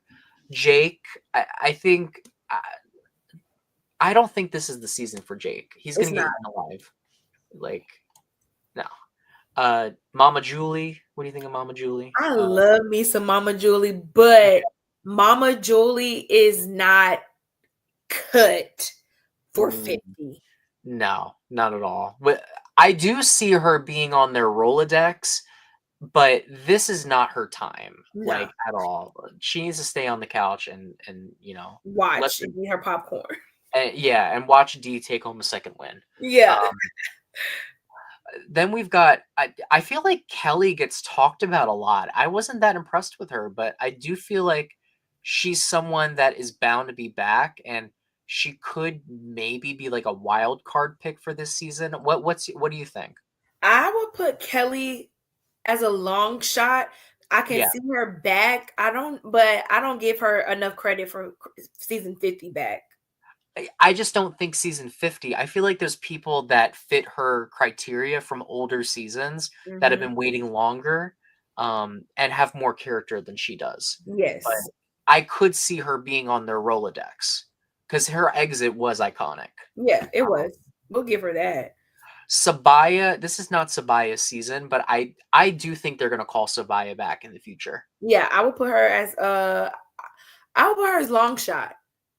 Oh, so you think that she could be called? Just because she's also, but also it's no, because no, we could put her on the couch because Sabaya. Actually, no, I do agree with you. You know why I agree with you? Because Rome came forward and said he's not going on. So that means that they were contacting Rome at a time. If they're contacting Rome, You have to contact her. they would contact her. They have to. She's in that category. Yeah. So who Yeah. knows? Yeah. I feel like we can So, leave her there. yeah. I like her. Okay. Caleb. I think that Caleb has a strong chance. I like him at maybe. You read my mind. I think so too. I think he, of all the new era people, like this is like all new era people that had pretty strong games that could fill a spot if they needed to. But I feel like when you get to this category, these are all players that were really talked up and really memorable. And he, despite being first member of the jury, he has that clout behind him. He Was does. people thought he was winning. He was a threat from the start. He went to like so many tribal councils. He had the first successful shot in the dark play. And there was a lot of people that said he went home too soon. I definitely agree with you. I do think if there's not a lot of new era spots, I don't know if he would be one of the first choices. Right. So I think we're doing the right thing with a maybe. I just like Caleb. He was a funny. I liked him overall. He was great. Yeah. He's Canadian. I was a fan the second he said what did he say? He said, I'm not a bully, I just think bad. It was something like that. I was like, what the fuck? Who comes up with shit like this? I was like, what? The last person we have is Katora. I do remember Jeff saying he really liked Katora. My thing with her, and I've met her in person, she's great. My thing with her is I don't know how memorable she is for like a legend season, but Right. I do think there is a case for her to be, brought back.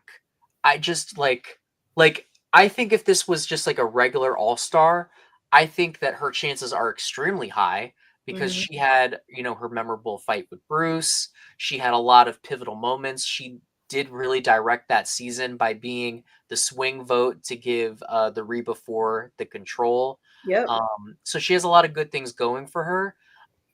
It's just, is she 50? No, she's not. Yeah. Yeah, she's not 50, but I would say a long shot as her coming to another season later down the line. Yes, like someone that they probably have contacted, but someone that they're like, it's not looking great, but we have you on our minds. Yeah. You know what I mean? So that's 45 done. So now we have 2 seasons left. We have 46. Ben, absolutely not. Not. Banu, Banu should be a no, but did you see what Jeff just put out? No, but Banu cannot come back. Jeff just said that he hand selected a new era player, and he said that there's a million reasons why you need to love this person.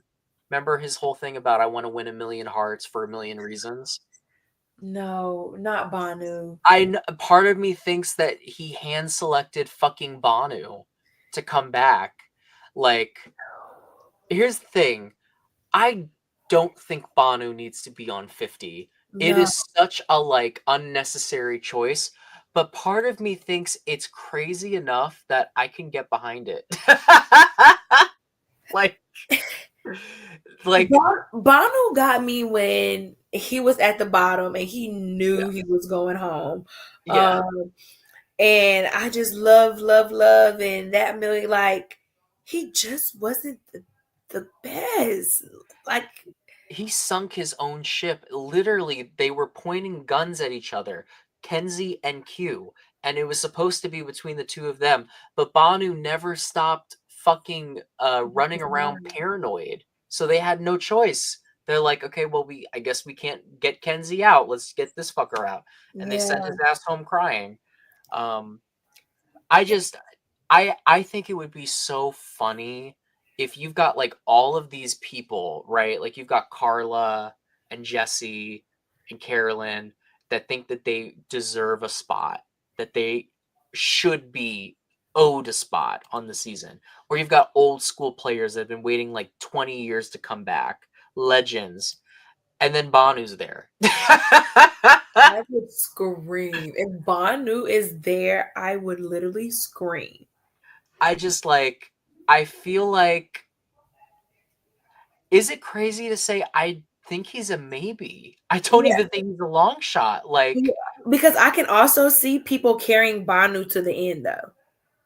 yeah, Banu would be like, I'm trying to think who's a good example. Banu is like inviting back, um, fuck, who am I thinking of? They invited some random person back on the first All Stars. But if Jeff likes him, um, is not the most craziest thing we have Yeah, heard. Um, but also like Banu's story was also very touching though. yeah. So, okay, we could put Banu in the maybe. Yeah, I really think so. Just because Jeff really loves him, and that like mysterious tweet he put out, it wouldn't be the most shocking thing. I mean, hell, we brought up Thomas earlier. Jeff said Thomas is gonna come back. He 100% wants Thomas back. I wouldn't be surprised if Thomas had gotten reached out to for Yeah. season 50, and Thomas went home the same time as Banu. So it wouldn't be the craziest thing. And also Um, how Thomas got out too was just chef's uh, kiss. crazy. It was like, ugh. Let's knock these other people out. Jess, I like Jess, but no. Yeah, 50. This girl, knock off Lydia, no. Um, the you no. Soda, no. No. Shout out because you're from New York too. She's actually from. Actually, I know her half brother. I went to school with her half brother. This guy, no. No. Um, and then all these people. Tevin, no, I don't think so. Do you I think don't Tevin? I don't think Tevin, because we have players like Tevin already. Exactly, exactly. Jem, no. No. You know what's funny is that Maria is like a relatively big character on this season, but I don't see them calling her. I see them calling Q back before Maria. And I liked Oh, for Maria this sure. that season. Yeah, I think she was a very interesting player. It's just when you look at like older women, very strategic older women, because so many older school women are now Maria's age, Yeah. um, there's already so many options for her. Like we have Sari, Right. Amanda is her age at this point, is her age at this point, Jerry's her age at this point. So it's like we kind of already have that, you Yeah, know? but I would like to see Marie on another season, so I Yes. would put her in long shot. I agree with that. I agree with that. I think if there's gonna be two people, like let's put Hunter's a no, right? Yeah. Kenzie, I don't see them calling Kenzie. I feel No, like they kind of swept her under the rug. yeah, I will put Kenzie in a stay on the couch. She won. She had her baby. She got engaged. Oh Like, yeah, she just had her kid. She's not going back. yeah, she's not going back. Not now. Maybe down the line. Yeah. Um, Jelinski is like a joke pick, but I think Banu's a lot more likely than Jelinski. Yeah. Like he could stay on the couch and wait. Um, and then oh shoot, what's her name? Liz. Liz. I don't think so. I What do don't you think? I I don't think so. But when Liz didn't get that food that day, Liz was pissed. That was iconic. That was good. I think she's a long shot. Like again, another person that's probably not going to get picked, but like if you need a random person, I Yeah. feel like she could be called. What do you think about Tiffany? Tiffany. Tiffany is another one that I can see as a long shot to come back for future seasons. I agree. There's just too many people that share similarities to her that Yeah. are already on the list. Like, I feel like her and Dee are very similar. It's just Yes. Dee's ended up working out. Right. Um, I think there's even like similarities between her and Jerry as Yeah. players. Jerry's just significantly older than she is. And then that was also the season that almost everybody went home with Io, which also Yeah, blew exactly. me. I think Charlie, Q, and Venus are probably the three most likely from this Yes. season. And I would put all of them in a maybe. Just because they compare Venus to Parvati. So Mhm. would they want somebody like that? Would they want to see how do they want to keep the Venus and Parvati comparison going on? Mhm. If they do, she's a maybe, and if they don't, she's out of there. Would you not say Q is a lock? I like Q. Q was also one of those unorthodox, batshit crazy players that didn't give a damn. Yeah. I do like Q as a deserved or a lock. Either one of those is deserving. I feel like there's no way they don't try to get him. Like, Yeah. he was just like so chaotic. Like, Mhm. I kind of feel the same way about Marianne's situation where Carolyn's not on there. Mhm. So Q is very quirky like Mhm. Carolyn is in a different way. Like, I feel like he has to be back. Okay, But I like it. I would love to see Q back. Just because how I like those three together, and then they split. If they would have worked together, they all three would have been at the final tribal. oh, 100%. Like, yeah.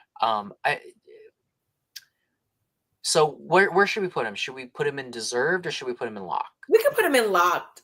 We could put him in locked. I Yeah. like you. We could put him in locked. And then we've got Charlie. The thing with Charlie is I don't think Charlie's like all that entertaining as a player, but Jeff seems to be very enthusiastic about him. Um the thing Charlie did is, good. I'm say sorry. again? Oh no, No, you go ahead. Charlie did good with the comps. Like Charlie won the comps when he needed to win. Yeah. Um, but does that make you a deserved or a locked player? No, it just No. makes you like maybe like you did what you needed to do to survive and you did that. But other than Yeah. that, he wasn't a standout. The problem with him is that the same reason why, in my opinion, he lost was that he's just like a nice guy. Like, he's an everyday guy, and he's very smart, very strategic, very go with the flow, but he's not like a crazy standout. And Right. the most relevant thing about him is that everyone thinks he deserves to win. He deserved the win because he had the best strategic game and he masterminded the whole end game. The problem is that his social game was clearly not there because Kenzie beat him. Like, Mhm. he lost his own closest ally's vote. What's going for him is that he was the on fire co-host last season, and so he's very close with Jeff. Jeff has mentioned several times that he thinks Charlie is a really great player. I low key think he thinks that Kenzie should not have won and that Charlie should have won. Um, I I do think that Charlie has a very good shot.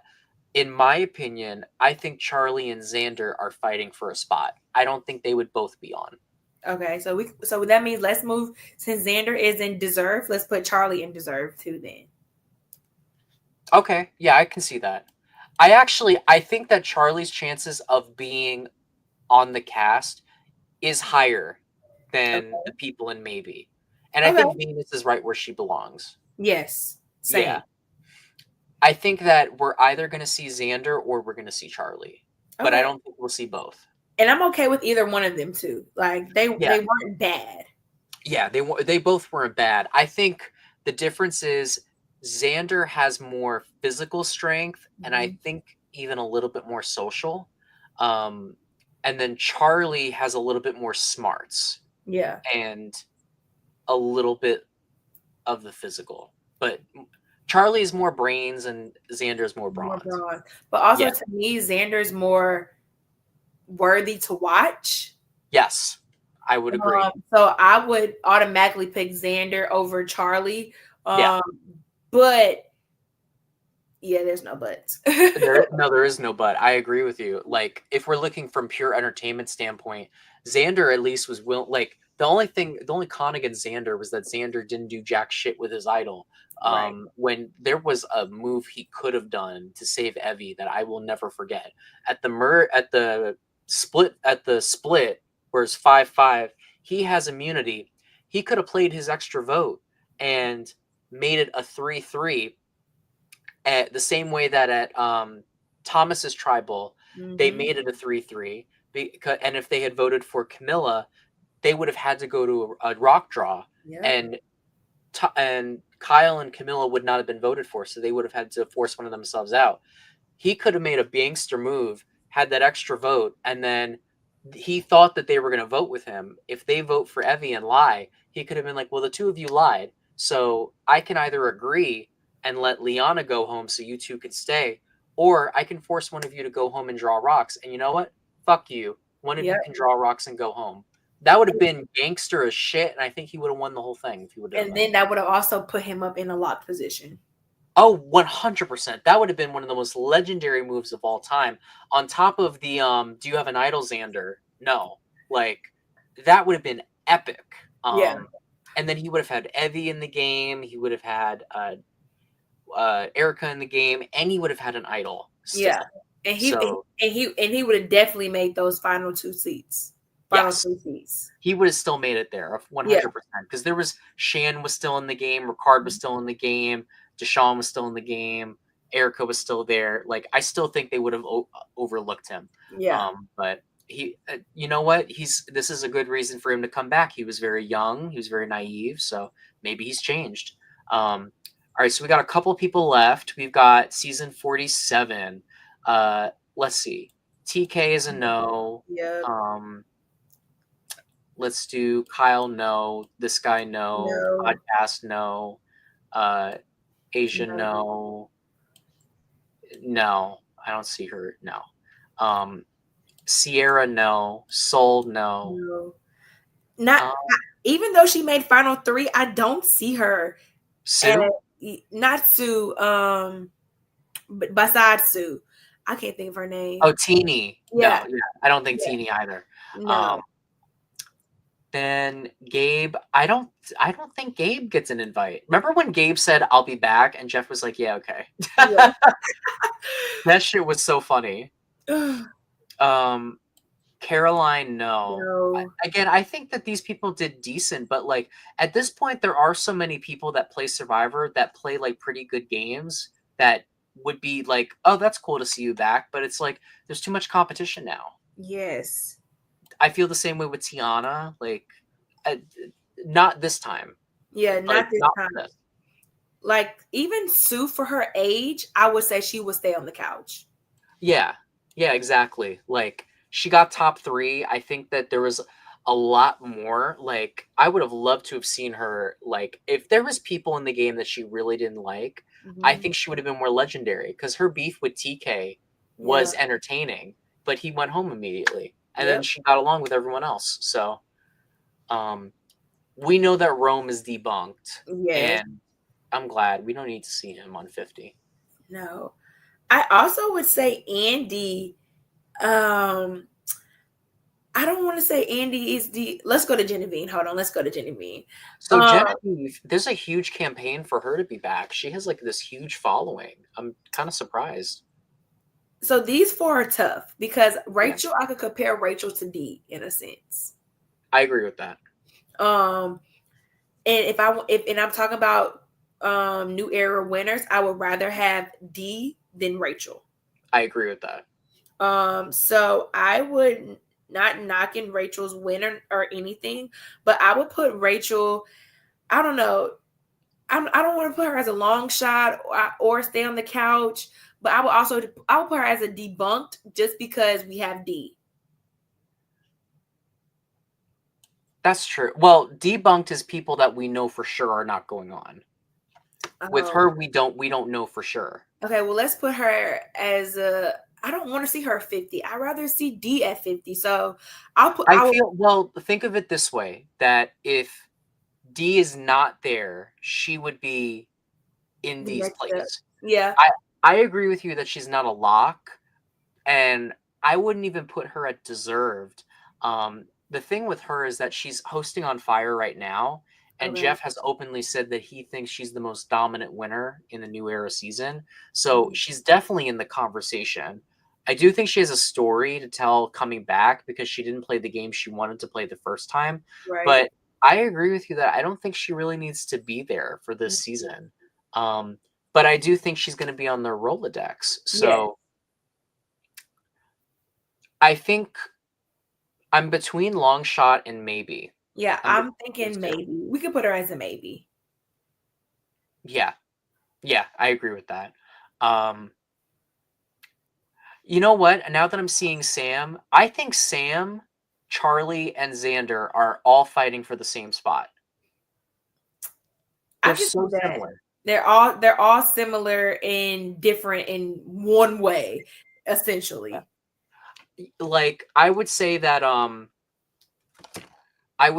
Xander is the guy that thought he was playing this great game, and then he had the physical side of it, and he went from underdog to being in a good spot. Then you've got Charlie that actually was playing a really good game and Yeah. actually was on top the whole time. And then you've got Sam that was constantly trying to get on top, but was always on the bottom. Hmm. So, but they all are very similar. Like Sam has that strategic mind, but Charlie is better at it. And Sam has that charm but Xander has it more. Like Sam is Yeah. somewhere in between Charlie and Xander. I would put him as a long shot. Yeah, Just because of I can see them bringing Charlie and Xander back before they bring Sam back. I agree with that. I think that they would definitely do Xander and Charlie first before they would do Sam. And Yeah. I think if they're picking anyone from 47, I think the pick is going to be Rachel, to be Yeah. honest with you. Like if they're not doing D, I'm thinking Rachel. Um, there's also Andy and Genevieve who are pretty big characters on the season. Mhm. Um, and I think both of them are more likely than Sam as well. But I Right. don't know if I would put them as maybes. Um, So uh, I would so if we're looking at that season as a whole, we should put Rachel as deserved and Andy and Genevieve as maybes. I like that. Yeah, I like that actually. Yeah, I like that. Because Andy, we all thought Andy was going home day one. Yes. And he did a whole 360. So which also means his social game got very strong Yeah. as it progressed during the show. And Genevieve, if her and Rachel wasn't going at it, she could have made it to the end. I agree with that.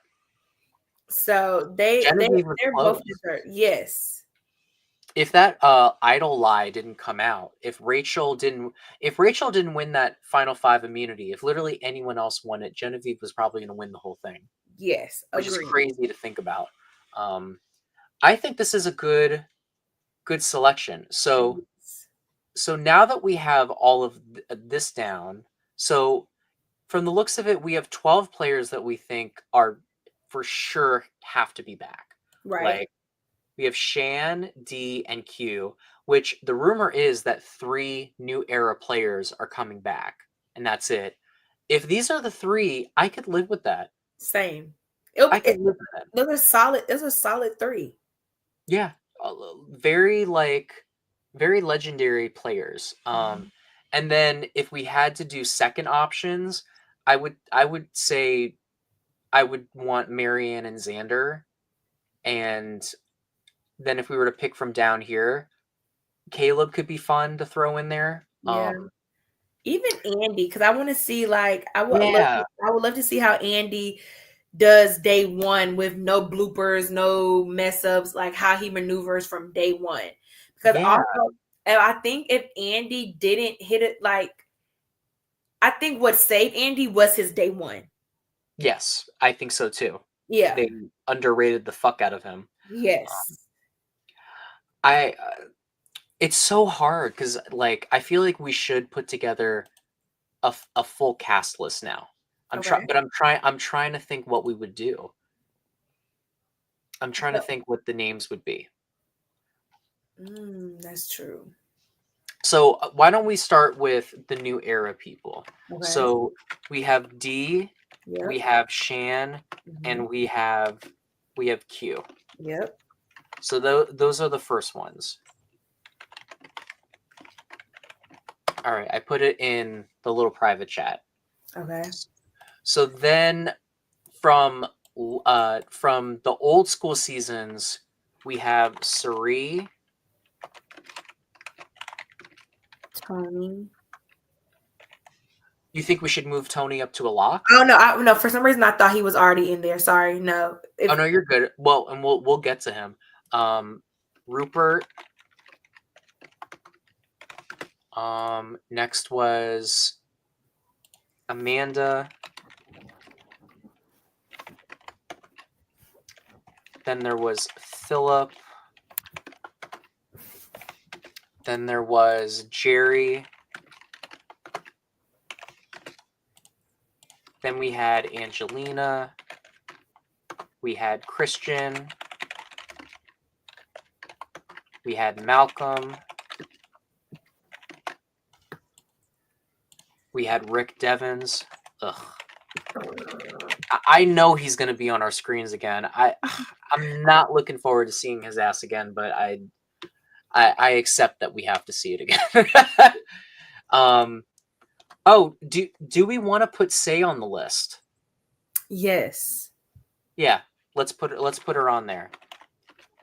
Okay, so we have 13. So are we Okay. going for? Do we think they're doing 18 or do we think they're doing 20?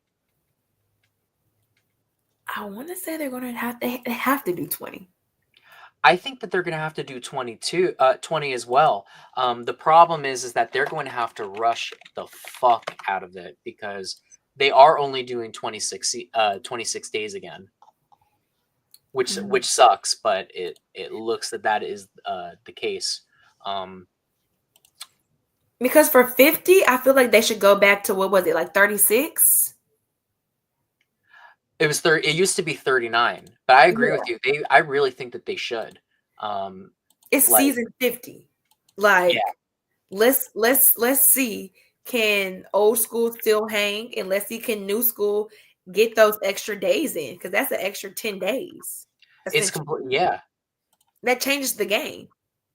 it's like you can take the part of the new era where now there's all these advantages and idols and like crazy shit that the old school players haven't done, but it's also the long part of the game where you've got 39 days where you have to actually get to know these people and you actually have to slow your ass down a little bit.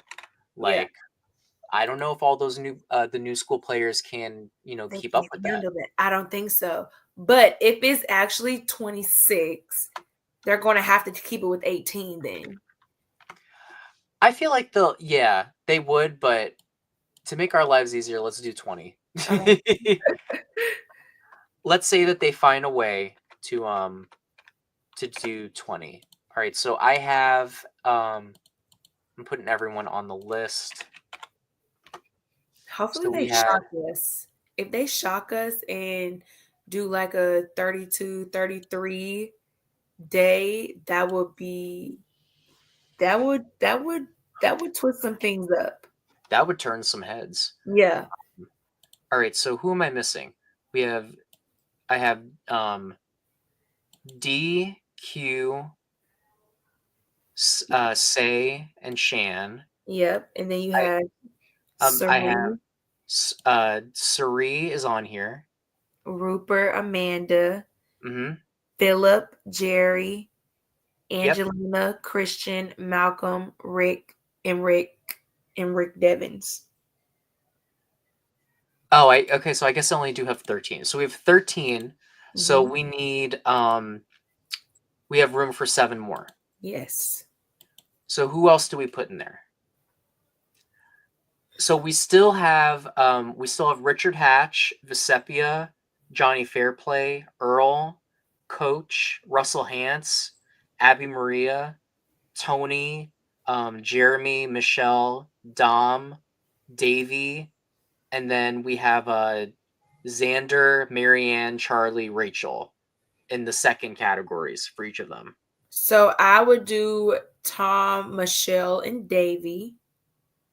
Tom? Which one's Tom? Not Tom. Tony. Tony. The T's are really messing with me. Tony, yeah. Michelle, and Davy. I could see all three of them. I could see that too. If we're trying to get winners of war back in there, I could see Tony and Michelle in there. And Davy, they may push it and just put Davy in there. So right now we have 7 women. So Dee, Shan, Sari, Amanda, Jerry, Angelina. Yeah, we got 7 women, and then now we have 8 because we have Michelle in there. So we have 8 women and 8 men. So we have room for 2. We have room for 2 more women and 2 more men. Part of me thinks Russell Hantz has to be in there. Okay. I like it. I think Russell Hantz has to be in there. Yeah, I know people are not going to like that, but I think he has to be in there. And then I feel like we could throw in. I feel like we could put Xander in there. Yeah, I like Xander, so that means that we have 10 guys, so that's locked. Yeah. I feel bad not putting Richard Hatch in there, but you know what? No. So the 2 women, let's see. So we have Vesepia, we have Abby Maria, we have Marianne. Put Marianne. Rachel. You think Marianne? I like that. A part of me wants to say Rachel, but Rachel and Dee too close. Yeah, so I want to go old school. Yeah. If we throw in another old school in there, there's Abby Maria and there's also Vesepia. Which one? Let's put Vesepia in there. I like that. That's an old school pick that has not been back in a long time. Right. I think we have 50-50 of new era and old school actually. That's good. That's how they should do it. I think so too. We've got Q, D, Shan, Say, Xander, Marianne. Oh no, it's 6. It's 6 from the new era. I think that's perfect. That fits. Yeah. So okay, if this is the cast we go with, then this is what we end up with. I actually think this is a very interesting group of people. So, season 50, we've got a lineup of Amanda Kimmel, Angelina, Christian, Sari, Jerry, Rupert, Rick Devens, Q, Philip Shepard, and Malcolm for the red team. And then on the blue team, we have Davy, Dee, Marianne, Michelle, Russell Hantz, Xander, Vesepia, Tony, Shan, and Say. That's solid. That's a lot of personality. Like, oh my God. Yeah. We've also got a good chunk of winners in there. We got 1, 2, 3, 4, 5. We have 5 winners in there. I think that sounds about right. Yeah, that's not bad. Well, we don't know if Say won. Right. I mean, she's my draft pick, but I don't think she's winning the whole thing. Yeah, they have to get her out. Yeah, they have to get her out. They're smart. They'll get her out. 1 or 2 after merge. It's like she'll be a good jury. Yeah. And you know what too? We have people from all over. Like yes. We have Jerry, Vesepia, and Rupert that are like the very beginning, like the first All-Stars. Then we've got people like from the middle of that point, like we have Sari, and like Philip and Amanda, then and Russell. Then we have like people in the 20s, like we have Tony in there, and then like and Malcolm, and then we moved into like the 30s with Angelina, Davy, Rick, and Christian. Yep. And then we got to and then we're back to the new era with all these guys. Yeah. I would be pretty happy with a group like either this group itself or just something like this group. Yes, agreed. Because there's so many great people to pick from. Yes. You know, it sucks that we can't, put everybody. But it's like anyone in the deserved and even the maybe category would be great to see again. Exactly. And then like we said, like some of them maybe not 50, but maybe definitely another season. So I would be cool with seeing some of them even come back for season 55 or season 60. So I really think they should do the same thing they did after Second Chances. Second Chances was so popular that they did Game Changers like 2 seasons later. And they basically just used a pool of people that either didn't fit Second Chances because they already played before, or people that were in the ballot that didn't make it through. I think they should do that again and just take all the people that, they're a little butthurt right now, Carolyn and Jesse, they didn't get picked. Just, bring them back next year and, start getting some of your talent back on the island because that's, where they want to be. Because if you don't let them on your island, they're about to go to another island or to a castle in Scotland. Yes. But also, like, I want them to bring back, like, real world or just something so, like, players like us can get in that pool again. Because I like how they're picking Survivor and Big Brother to go to the challenge, but also is limiting actual people. Like you have to be on Survivor, Big Brother, Amazing Race, or one of the top shows to even get a seat at the table. Yeah, because they're only casting legends. Like even if you were on Survivor, you have to be a really big name to even get the call to do something like Traitors.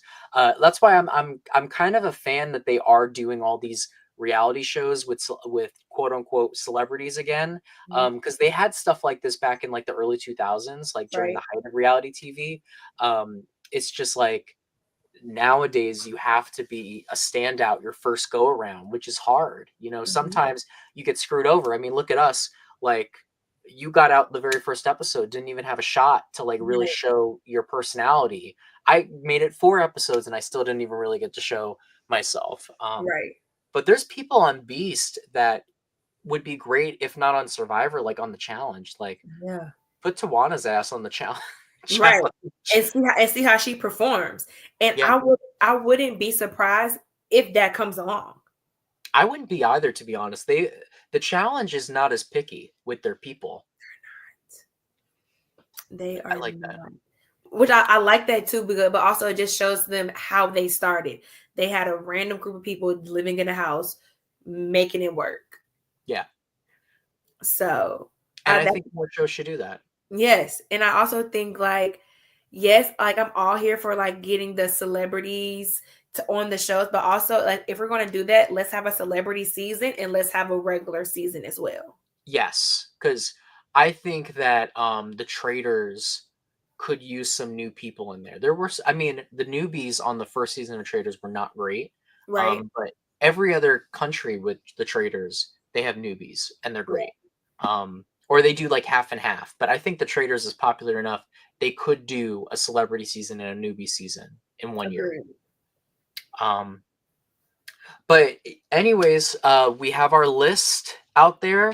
Let us know if you agree or you disagree and who you would pick if you got to pick the entire cast of season 50. There's a lot of speculation and we'll find out very soon because we're only 2 months away from filming. I'm really excited to find out this cast. If even half of our cast is correct, we're in for a good season. Agreed. Do you have any closing thoughts before we wrap this up?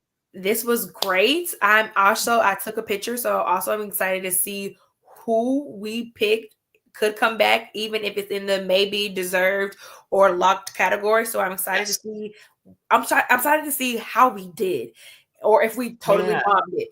So I'm excited to see that. I'm excited to finish watching this season of Survivor and watch the next 2 seasons, because it's becoming one of my favorite shows. So I'm excited to see what it's going to bring, and I hope 50 has a lot of twists that we don't expect. I hope so too. I gotta give Survivor credit, because when this season first started, I was like, ugh, I'm not really into it. Like episode 1 did not do anything for me, but these last few episodes have been some of the best Survivor in a long time. You know, everyone's not kumbaya. The vote outs, like, I thought Say was done. I thought that it was a wrap for her. And like I saw, oh, there's 5 minutes left. Okay, she's gone. And then Bianca goes home. I was shocked. The gameplay is great. People aren't just flipping for no reason, which I wasn't liking in the other seasons. Like people were just flipping for, just for the hell of it. Like Survivor is starting to get its groove back, and I like that. So, and also last episode where they did, was it last episode or episode before that, where they did that complete blindside and got Thomas out? So so that was also like a chef kiss moment, because they thought that they weren't friends and they played that to the T. They did. And then when he went in his bag, and I was like, oh my God, like they're going to find the idol. And when they did it and he played it, they were shocked. They were shooketh to the core. It's been back to back. Like, first you had what's his name? Like episode 1 was a stinker, but then episode 2 you had it wasn't Kyle. What was the name of that guy? I know you're talking about. I can't think of his name, but I know. Fudge cakes. I don't know. He was handsome. Yeah. Kevin. Say thinks she's going home. She plays her idol for no reason, and Kevin goes home, and Mary is fucking shocked because she doesn't have her vote, and she's like, "What just happened?" The next episode, Mary is trolling them, and then her shot in the dark somehow fucking works, which leads to the first time ever where someone straight up has a sole vote to eliminate and just says, "Well, I'm sending you home." And the opposite, what we thought was going to happen. Then like Camilla and Kyle pull off that amazing move, and then Thomas leaves, and then last episode with Bianca's lost vote, like just so many things had to fall into place for the shit to go down, but it went down, and people don't like all this lost vote stuff, but I think at this point, it's a very much a part of the game, and I think it's made the game pretty interesting and shaking it up a lot, because when you look at it, you saw that Chrissy and voted Bianca out. So I thought he was going to tell the other guy. Oh, Mitch. Yes, I thought he was going to tell Mitch, but somehow he told Chrissy, or if Bianca told Chrissy that she lost her vote. So I'm really excited to see how that's going to play out, or how they're going to talk about that. So the preview, Cedric wanted to tell Say, but he had no time. Yeah. Because Bianca told him 2 seconds before they left, and then literally the only person he could talk to, which from when we did Beast, how it's really dependent on who you get. Like it could be who you get sit next to on the bus. Like I remember Queen and I became friends because we just so happened to be put next to each other online from the hotel. Had that not happened, we might have never became friends. So they just happened to be the closest. So that was the only person he had time to tell that that was going down, and they couldn't say anything because it would have risen suspicion. And they didn't know if she had an idol or something, so they didn't want to spook her into playing it. That was great gameplay. Amazing. Yeah. I just hope that Say comes around, because Cedric really is watching out for her. He is. And I know he wrote her name down. Yes, I get it. That was his number 1. But you also have to realize he might have been your number 1, but you weren't his number 1. No, you got his number 1 out the game, so it's okay. It's like it was literally a choice between his top 2 people. Like you got to think of it that way. If he voted for you against Mary, that's a different story. Right. But it was you or Kyle. You were all 3 in an alliance together. Like he had to make a choice, and that was his closest, but then at the end of the day, he still picked you. Yeah. So stop being bitter. Exactly. Like there's a point where in these games you have to realize that you can't take everything personally and you got to let some stuff go, Yeah. for your own sake, you know. But this was so much fun. Yes, it I was. hopefully we can do it again. Yes. And I'm excited to see how we do. But I guess we'll wrap it up there. Thank you all so much for watching. I know that quite a few of you have rediscovered me through snack time coming back, and I'm still doing that, I promise. But uh, you know, since I've been gone from animation, this is what I do. Reality TV has been my thing. It always will be my thing, and we can do both on this channel. So thank you to those that chose to tune in, that stuck with us, that interacted with us, that always tune into our things. And we'll have to see how 48 turns out, and we'll have to see if we get anything right with 50. So until next time, I'm Slightly Bitter here with my good friend Morgan, and stay followed, stay tuned, but most importantly, stay bitter. Have a great night, guys.